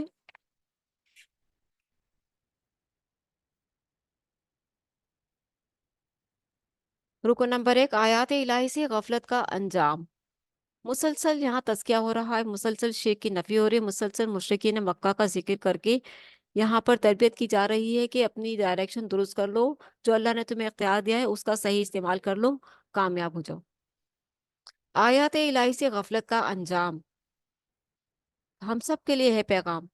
غور سے سنیے، پہلے رکو میں آیات آفاقی، آیات انفسی اور آیات قرآنیہ پر غور و فکر کی دعوت دی گئی ہے۔ ایسے بد نصیبوں کے لیے شدید وعید کا بیان بھی ہے جو اللہ کی آیات سننے کے باوجود اپنے کفر پر اڑے رہتے ہیں۔ بعض ایسے بھی ہیں جو اللہ کی آیات کو سمجھنے کے بعد ان پر اعتراضات کرتے ہیں، اعتراضات اور ان کا مذاق اڑاتے ہیں۔ ایسے لوگوں کے لیے بہت بڑا دردناک اور ذلت والا عذاب ہے۔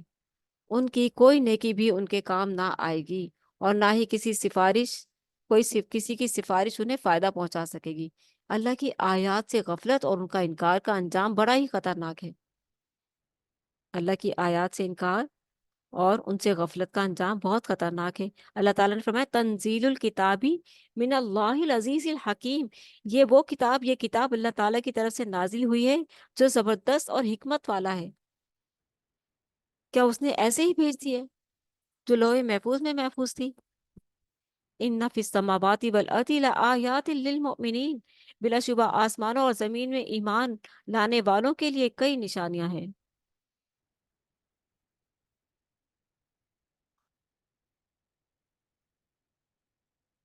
رکو نمبر 2، تسخیر کائنات کی بشارت۔ دوسرے رکو میں بیان کیا گیا کہ اللہ نے آسمان اور زمین کی ہر شے انسانوں کے لیے مسخر کر دی ہے۔ ہر چیز انسانوں کے لیے مسخر کر دی ہے، ہر چیز انسانوں کے لیے فرما بردار ہے نا۔ سورج صبح نکلتا ہے نا وقت پر، اور وقت پر طلوع ہو جاتا ہے نا، اور انسانوں کی روٹین کے مطابق کام چل رہے ہیں نا۔ دن بھر کے کام وہ کرتا ہے نا جب سورج طلوع ہوتا ہے، اور پھر جب رات کو غروب ہو جاتا ہے تو رات بھر کے آرام اور جو بھی ان کے ہیں کرتے ہیں نا وہ لوگ۔ اگر اللہ تعالیٰ سورج کو روک دے کہ بس دن ہی رہے گا اب، تو انسان کیا کر لیں گے؟ یا کہے کہ رات ہی رہے گی اب اندھیرا ہی رہے گا، تو کیا کر لے گا انسان؟ ہر چیز، ہوا چل رہی ہے نا، بارش برس رہی ہے، اور فصلیں اگ رہی ہیں نا، زمین فصل اگا رہی ہے نا، ہوتی ہے نا، وہ سخر کر دیا گیا۔ ہم ہر چیز اللہ تعالیٰ نے، زمین کی ہر شے انسانوں کے لیے مسخر کر دی، اور انسان کو اللہ تعالیٰ نے کہا کہ تو بس میرا بن جا، دیکھ ساری کائنات، ساری چیزیں تیرے لیے مسخر کر رہا ہوں، اور تجھے کہا ہے کہ تو میرا بن جا، شکر گزار بن جا، اور تو مجھے پہچان کے میرا بن جا۔ نہیں مگر نہیں، مستی چڑھی ہوئی ہے انسان کو، شیطان نے اس کو باولا بنایا ہوا ہے۔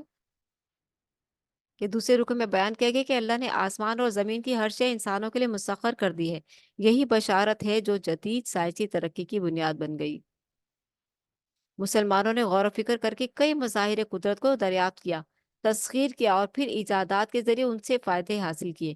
البتہ رفتہ رفتہ ہم نے تحقیق و جستجو کی یہ نعمت اہل مغرب کو منتقل، اور خود غافل ہو گئے۔ بڑے بڑے سائنسدان گزرے ہیں نا، جو بڑی بڑی ایجادات ہیں، وہ مسلمان ہی تھے ان کے پیچھے، قرآن مجید پڑھ کر ملی تھی یہ نعمت۔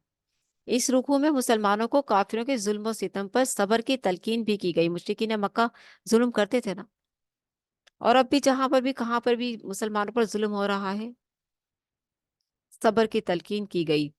عنقریب روز جزا آنے والا، جس میں ہر انسان کو اس کے کیے کا بدلہ دیا جائے گا۔ قیامت آنے والی ہے جس میں ہر انسان کو اس کے کیے کا بدلہ دیا جائے گا۔ اللہ نے ماضی میں نبی بنی اسرائیل کو چن لیا تھا۔ بنی اسرائیل کا ہم پڑھ کر آئے نا سورہ بقرہ میں، یا بنی اسرائیل اذکروا نعمتی التی انعمت علیکم وانی فضلتکم علی العالمین۔ اے بنی اسرائیل، یاد کرو میری وہ نعمت جو میں نے تم کو عطا کی تھی، اور میں نے تم کو فضیلت دی تھی تمام جہان والوں پر۔ ہم؟ یہاں ان کا ذکر ہوا کہ اللہ نے ماضی میں، ماضی کی بات ہو رہی ہے، جب ان کو اللہ تعالیٰ نے چنا تھا لیکن انہوں نے اپنے منصب کو نہیں پہچانا، تو پھر اللہ تعالیٰ نے ان سے وہ منصب چھین لیا، وہ فضیلت چھین لی، اور پھر وہ فضیلت ایک دوسری امت کے اوپر منتقل کر دی۔ تو کون سی امت ہے؟ بنی اسماعیل، محمد رسول اللہ صلی اللہ علیہ وسلم۔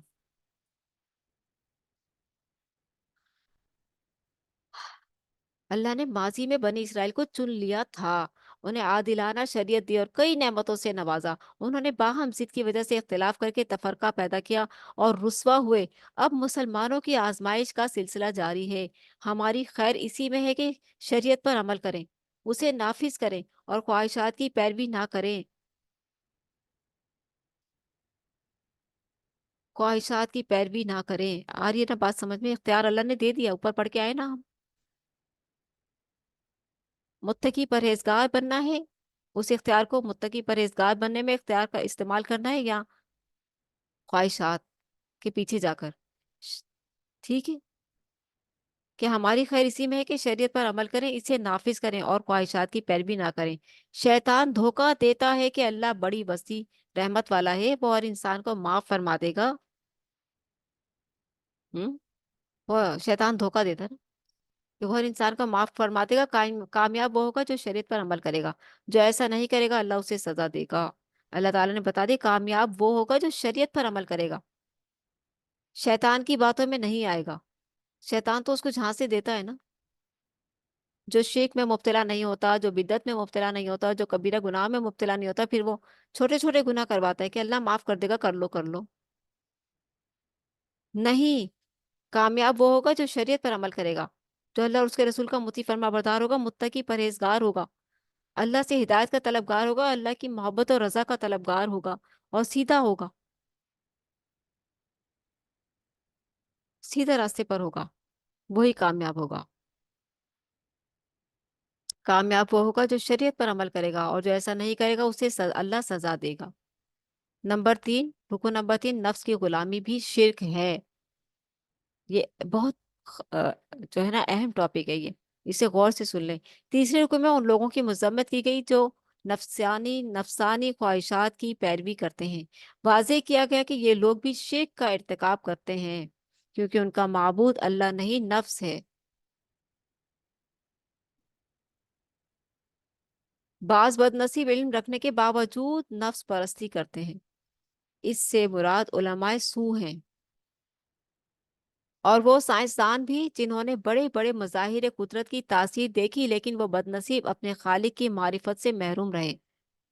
محض گمراہ لوگ سرے سے اللہ کے وجود ہی کے قائل نہیں۔ بعض گمراہ لوگ سرے سے اللہ کے وجود کے قائل ہی نہیں ہیں۔ ان کی رائے یہ ہے کہ یہ زندگی صرف دنیا ہی کی ہے، ہم خود ہی پیدا ہوئے اور اب خود ہی مر جائیں گے۔ یہ بالکل غلط فلسفہ ہے، یہ گمراہ کون فلسفہ ہے۔ واضح کیا گیا کہ تمہیں اللہ نے زندہ کیا ہے اور زندہ رکھا ہوا ہے، وہ تمہیں موت دے گا اور پھر دوبارہ زندہ کرے گا، یہ ایک ایک عمل کا حساب، اور ایک ایک عمل کا حساب لے گا، پھر دوبارہ زندہ کر کے ایک ایک عمل کا حساب لے گا۔ اس میں کوئی بات وہ اس میں کوئی شک نہیں ہے، تم مانو یا نہ مانو، حقیقت یہی ہے۔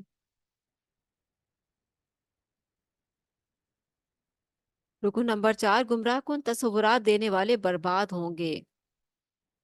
پہلے بھی آیا نا، اوپر بھی آیا نا، کتنی بار تاکید پر تاکید آ رہی ہے نا، تاکید پر تاکید آ رہی تاکہ انسان سمجھ جائیں، سنبھل جائیں، جنہوں نے گمراہ کن تصورات دینے والے اپنے بنا رکھے ہیں۔ آخری رکو میں آگاہ کیا گیا کہ کائنات کا بادشاہ حقیقی اللہ ہے۔ کائنات کا بادشاہ حقیقی کون ہے؟ اللہ۔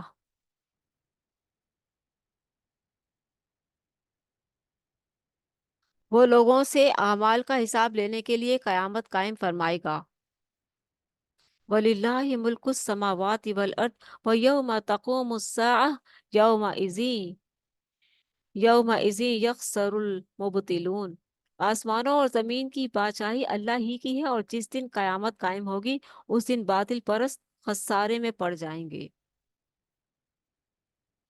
آگاہ کیا گیا کہ کائنات کا بادشاہ حقیقی اللہ ہے، اللہ وحدہ لا شریک ہے۔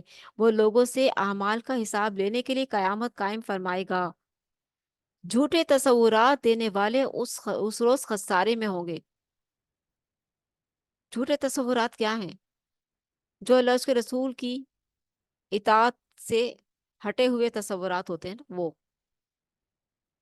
یہ بھی کر لو، یہ بھی جائز ہے، ان سے بھی مدد مانگ سکتے ہیں۔ ہم؟ یہ سارے جھوٹے تصورات، جھوٹے تصورات دینے والے اس روز خسارے میں ہوں گے۔ جو لوگ اللہ کی اطاعت کردہ تعلیمات پر ایمان لائے، جو لوگ اللہ کی عطا کردہ تعلیمات پر ایمان لائے یعنی قرآن، اور ان کے مطابق عمل کیا، اللہ انہیں اپنی رحمت میں داخل فرمائے گا۔ اللہ تعالی ہم سب کو اپنی رحمت میں داخل فرمائے، آمین۔ اس کے برعکس جنہوں نے اللہ کی آیات کا انکار کیا وہ سخت عذاب میں ہوں گے۔ مسلمان بھی چیک کر لینا اپنے آپ کو، تو مسلمان کہتے ہیں خود کو، قرآن کتنا پڑھا ہے سمجھ کر، یا لوگوں کے بتائے ہوئے بنائے ہوئے دین پر چل رہے ہیں، یا اللہ کی عطا کی ہوئی کتاب کو خود بھی پڑھنا ہے، سمجھنا ہے۔ جو لوگ اللہ کی عطا کردہ تعلیمات پر ایمان لائے اور ان کے مطابق عمل کیا، اللہ انہیں اپنی رحمت میں داخل فرمائے گا۔ اس کے برعکس جنہوں نے اللہ کی آیات کا انکار کیا وہ سخت عذاب میں ہوں گے۔ جب مجرمین جہنم کی آگ میں جل رہے ہوں گے تو اللہ فرمائے گا کہ ہم نے تمہیں اسی طرح سے نظر انداز کر دیا ہے۔ اللہ فرمائے گا جب مجرمین جہنم کی آگ میں جل رہے ہوں گے تو اللہ فرمائے گا کہ ہم نے تمہیں اسی طرح نظر انداز کر دیا ہے جیسے تم نے دنیا میں روز قیامت کے حساب کتاب کو بھلا رکھا تھا۔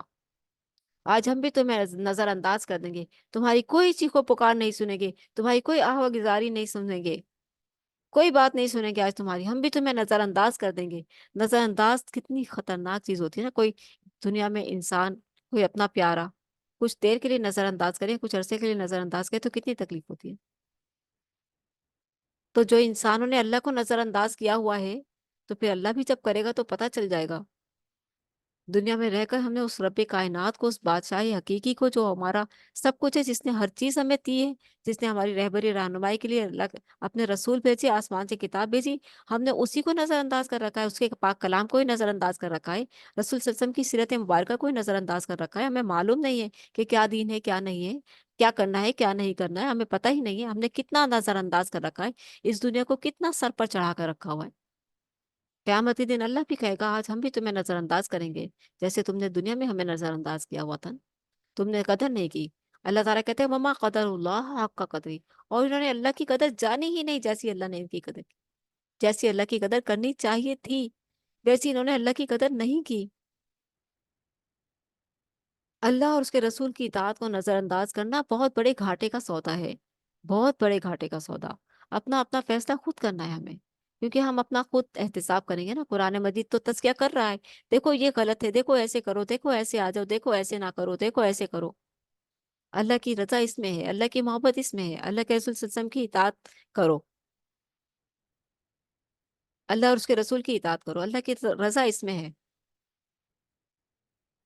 لیکن نہیں، وہ بڑا دھوکے باز بیٹھا ہے نا نفس پر کہ یہ کیسے مطیع فرما بردار بن سکتا ہے، میں نے تو ٹھیکہ لیا ہوا اس کو گمراہ کرنے کا، اور اس کو جہنم کی کھائی میں ٹھکانے لگا کر ہی رہوں گا۔ وہ تو یہ سوچ کر بیٹھا ہوا ہے نا قیامت تک اسے زندہ رہنا مرنا تھوڑی ہے اس نے۔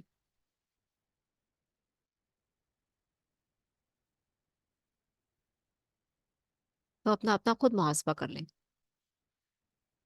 کہ وہ لوگوں سے اعمال کا حساب لینے کے لیے قیامت قائم فرمائے گا کون؟ اللہ تعالیٰ بادشاہ حقیقی لوگوں سے ان کے اعمال کا حساب لینے کے لیے قیامت قائم فرمائے گا۔ جھوٹے تصورات دینے والے اس روز خسارے میں ہوں گے۔ جو لوگ اللہ کی عطا کردہ تعلیمات پر ایمان لائے اور ان کے مطابق عمل کیا، اللہ انہیں اپنی رحمت میں داخل فرمائے گا۔ اس کے برعکس جنہوں نے اللہ کی آیات کا انکار کیا وہ سخت عذاب میں ہوں گے۔ جب مجرمین جہنم کی آگ میں جل رہے ہوں گے تو اللہ فرمائے گا کہ ہم نے تمہیں اسی طرح نظر انداز کر دیا ہے جیسے تم نے دنیا میں روز قیامت کے حساب کو بھلا رکھا تھا۔ ظالموں کا یہ انجام مظلوموں کے لیے باعث تسکین ہوگا۔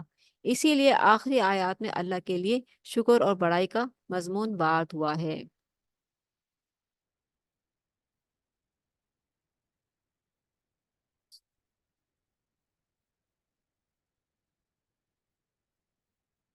فرمایا فَلِلَّهِ الْحَمْدُ رَبِّ السَّمَاوَاتِ وَرَبِّ الْأَرْضِ وَرَبِّ الْعَالَمِينَ فَلِلَّهِ الْحَمْدُ رَبِّ السَّمَاوَاتِ وَرَبِّ الْأَرْضِ رَبِّ الْعَالَمِينَ وَلَهُ الْكِبْرِيَاءُ فِي السَّمَاوَاتِ وَالْأَرْضِ وَهُوَ الْعَزِيزُ الْحَكِيمُ، کہ اس اللہ کا شکر ہے کہ جس کی بڑائی جاری و ساری ہے اور وہ مظلوموں کی خوب داد رسی کرنے والا ہے۔ ظالموں کو ان کے ظلم کی قرار داد واقعی قرار قرار, قرار واقعی سزا دی دے کر اس نے مظلوموں کے سینے کو کیا خوب ٹھنڈک اور فرحت بخشی ہے، کہ ظالموں کو ان کے ظلم کی قرار واقعی سزا دے کر اس نے یعنی اللہ نے مظلوموں کے سینوں کو کیا خوب ٹھنڈک اور فرحت بخشی ہے۔ مشرکین مکہ ظلم کرتے تھے نا کمزور مسلمانوں پر جو ایمان لے آئے تھے، دیکھیں دونوں مسلمان تھے، مشرکین مکہ بھی مسلمان کہتے تھے خود کو، اور جو ایمان لائے تھے وہ بھی مسلمان تھے۔ فرق کیا تھا؟ فرق کیا تھا؟ شرک کا فرق تھا، ڈائریکشن کا فرق تھا۔ مشرکین مکہ اللہ کو مانتے تھے، خود کو مسلمان کہتے تھے، اور بزرگوں کو بھی مانتے تھے، بزرگوں کی بھی تعظیم کرتے تھے، بزرگوں سے بھی وہ مدد مانگتے تھے، ان کو بھی بہت پہنچا ہوا سمجھتے تھے۔ اور جو ایمان لائے تھے انہوں نے ان بزرگوں کو چھوڑ دیا تھا، جو اللہ کے رسول صلی اللہ علیہ وسلم کی بات مان کر ایمان لے آئے تھے انہوں نے ان بزرگوں کو چھوڑ دیا تھا۔ مسلمان یہ بھی تھے۔ آ رہی ہے بات سمجھ میں کہ نہیں آ رہی؟ یہ ہے فرق۔ دونوں مسلمان کہتے تھے خود کو، اصل میں مسلمان کون تھے؟ جنہوں نے صرف ایک اللہ کی رسی کو مضبوطی سے تھام لیا اور چھوڑ دیے سارے باطل راستے، سارے بزرگ، سارے واسطے وسیلے، سارے مددگار جو اللہ کے علاوہ بنے ہوئے تھے، چھوڑ دیے انہوں نے۔ یہی اللہ کا پیغام تھا اللہ کے رسول محمد صلی اللہ علیہ وسلم کے ذریعے سے، جنہوں نے قبول کیا، ان پر ظلم کیا ظالموں نے۔ مشرکین مکہ نے اس بات پر ظلم کیا کہ تم نے ایک اللہ کی عبادت کی طرف کیوں آ گئے، ان بزرگوں کا کیا ہوگا؟ اس وجہ سے، اس عقیدے کی درستگی کی وجہ سے وہ ظلم کرتے تھے ایمان لانے والوں پر، جو کامیاب ہو گئے۔ ہم؟ اللہ تعالیٰ کہہ رہے ہیں نا اس کا، کہ جو ہے اللہ کے لیے شکر اور بڑائی کا مضمون وارد ہوتا ہے آخرت میں، کہ اس اللہ کا شکر ہے کہ جس کی بڑائی جاری و ساری ہے، اور وہ مظلوموں کی خوب داد رسی کرنے والا ہے، جنہوں نے اللہ کی رسی وحدہ لا شریک کے رسی کو مضبوطی سے تھاما اور ظالموں کے ظلم سہتے رہے، ظالموں کو ان کے ظلم کی قرار واقعی سزا دے کر اس نے مظلوموں کے سینے کو کیا خوب ٹھنڈک اور فرحت بخش۔ قیامت میں جھلکیاں نظر آئیں گی نا، یہ ساری کی ساری روز قیامت۔ بتایا نا کہ تمہیں اس طرح سے نظر انداز کر دیا جائے گا جیسے تم نے دنیا میں روز قیامت کے حساب کتاب کو بھلا رکھا تھا۔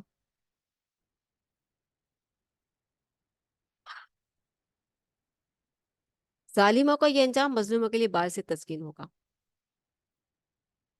اللہ کا پاک کلام ہر نقص سے پاک ہے۔ اللہ تعالی ہم سب کو اس سے سیدھے راستے کی ہدایت عطا فرمائے اور اپنی ڈائریکشن صحیح کرنے کی توفیق عطا فرمائے، آمین۔ اور ہم سب کو باطل راستوں اور شیطانی راستوں سے محفوظ فرمائیے۔ اللہ ہم سب کو شرک جیسے گناہوں جرم سے محفوظ فرمائیے اور ہماری ایمان کی حفاظت فرمائیے۔ آپ کا پاک کلام ہر نقص سے پاک ہے، جو غلطی ہے وہ ہماری ہے، ہماری غلطیوں سے درگزر فرمائیے۔ یا حی یا قیوم، یا حی یا قیوم، یا حی یا قیوم برحمتک استغیث۔ اللہم صلی وسلم علی نبینا محمد، اللہم صلی علی سیدنا محمد بیادت کل داعی و دوائی، اللہم صلی علی سیدنا محمد۔ اللہم ارزقنی التفکر والتدبر بما یتلوہ لسانی من کتابک والفہم لہ والمعرفت بمعانیہ والنظر فی عجائبہ والعمل بذالک ما بقیت انک علی کل شیء قدیر۔ اللہ تعالیٰ آپ سب کو، ہم سب کو اپنے حفظ و امان میں رکھے، ہر طرح کی عافیت میں رکھے، دونوں کی سکون اور راحت والی زندگی عطا فرمائے، اور آزمائشوں میں اللہ تعالیٰ ہمیں ایسی آزمائشوں میں نہ ڈال جن کا بوجھ ہم نہیں اٹھا سکتے یا الہی، اور دنیا کو ہمارے لیے بڑے غم کی جگہ نہ بنا۔ ربنا لا تجعل الدنیا اکبر ہمنا، ربنا لا تجعل الدنیا اکبر ہمنا، اللہم انا نعوذ بک من الہم والحزن ونعوذ بک من العجز والکسل ونعوذ بک من البخل والجبن ونعوذ بک من غلبۃ الدین وقہر الرجال، ربنا لا تجعل الدنیا اکبر ہمنا۔ اے اللہ ہم آپ سے ہر طرح کی عافیت کا سوال کرتے ہیں، دین دنیا اور آخرت میں ہر طرح کی آفت کا سوال کرتے ہیں، اور آپ کی محبت اور آپ کی رضا کا سوال کرتے ہیں، اور آپ کی ناراضگی سے پناہ مانگتے ہیں۔ یا الہی ہمیں اپنے پیارے بندوں میں شامل فرما لیجئے اور ہماری اس کوشش کو قبول فرما لیجئے۔ ربنا تقبل منا انک انت السمیع العلیم وتب علینا انک انت التواب الرحیم، یا حی یا قیوم، یا حی یا قیوم۔ آمین سم آمین، اللہم صلی وسلم علی نبینا محمد۔ کسی کو بات کرنی ہے تو دوبارہ میٹنگ جوائن کر لیں۔ اس کلاس کو اینڈ کرنے کے بعد ایک میٹنگ دوبارہ سے آن کر دی جائے گی، آپ لوگ آ سکتے ہیں وہاں پر اپنی اپنی بات اظہار خیال کر سکتے ہیں، ٹھیک ہے؟ سبحانک اللہم، ابھی آ جائیں دوبارہ سے جوائن کر کے۔ سبحانک اللہم و بحمدک، نشہد ان لا الہ الا انت، نستغفرک و نتوب الیک۔ والسلام علیکم ورحمۃ اللہ وبرکاتہ۔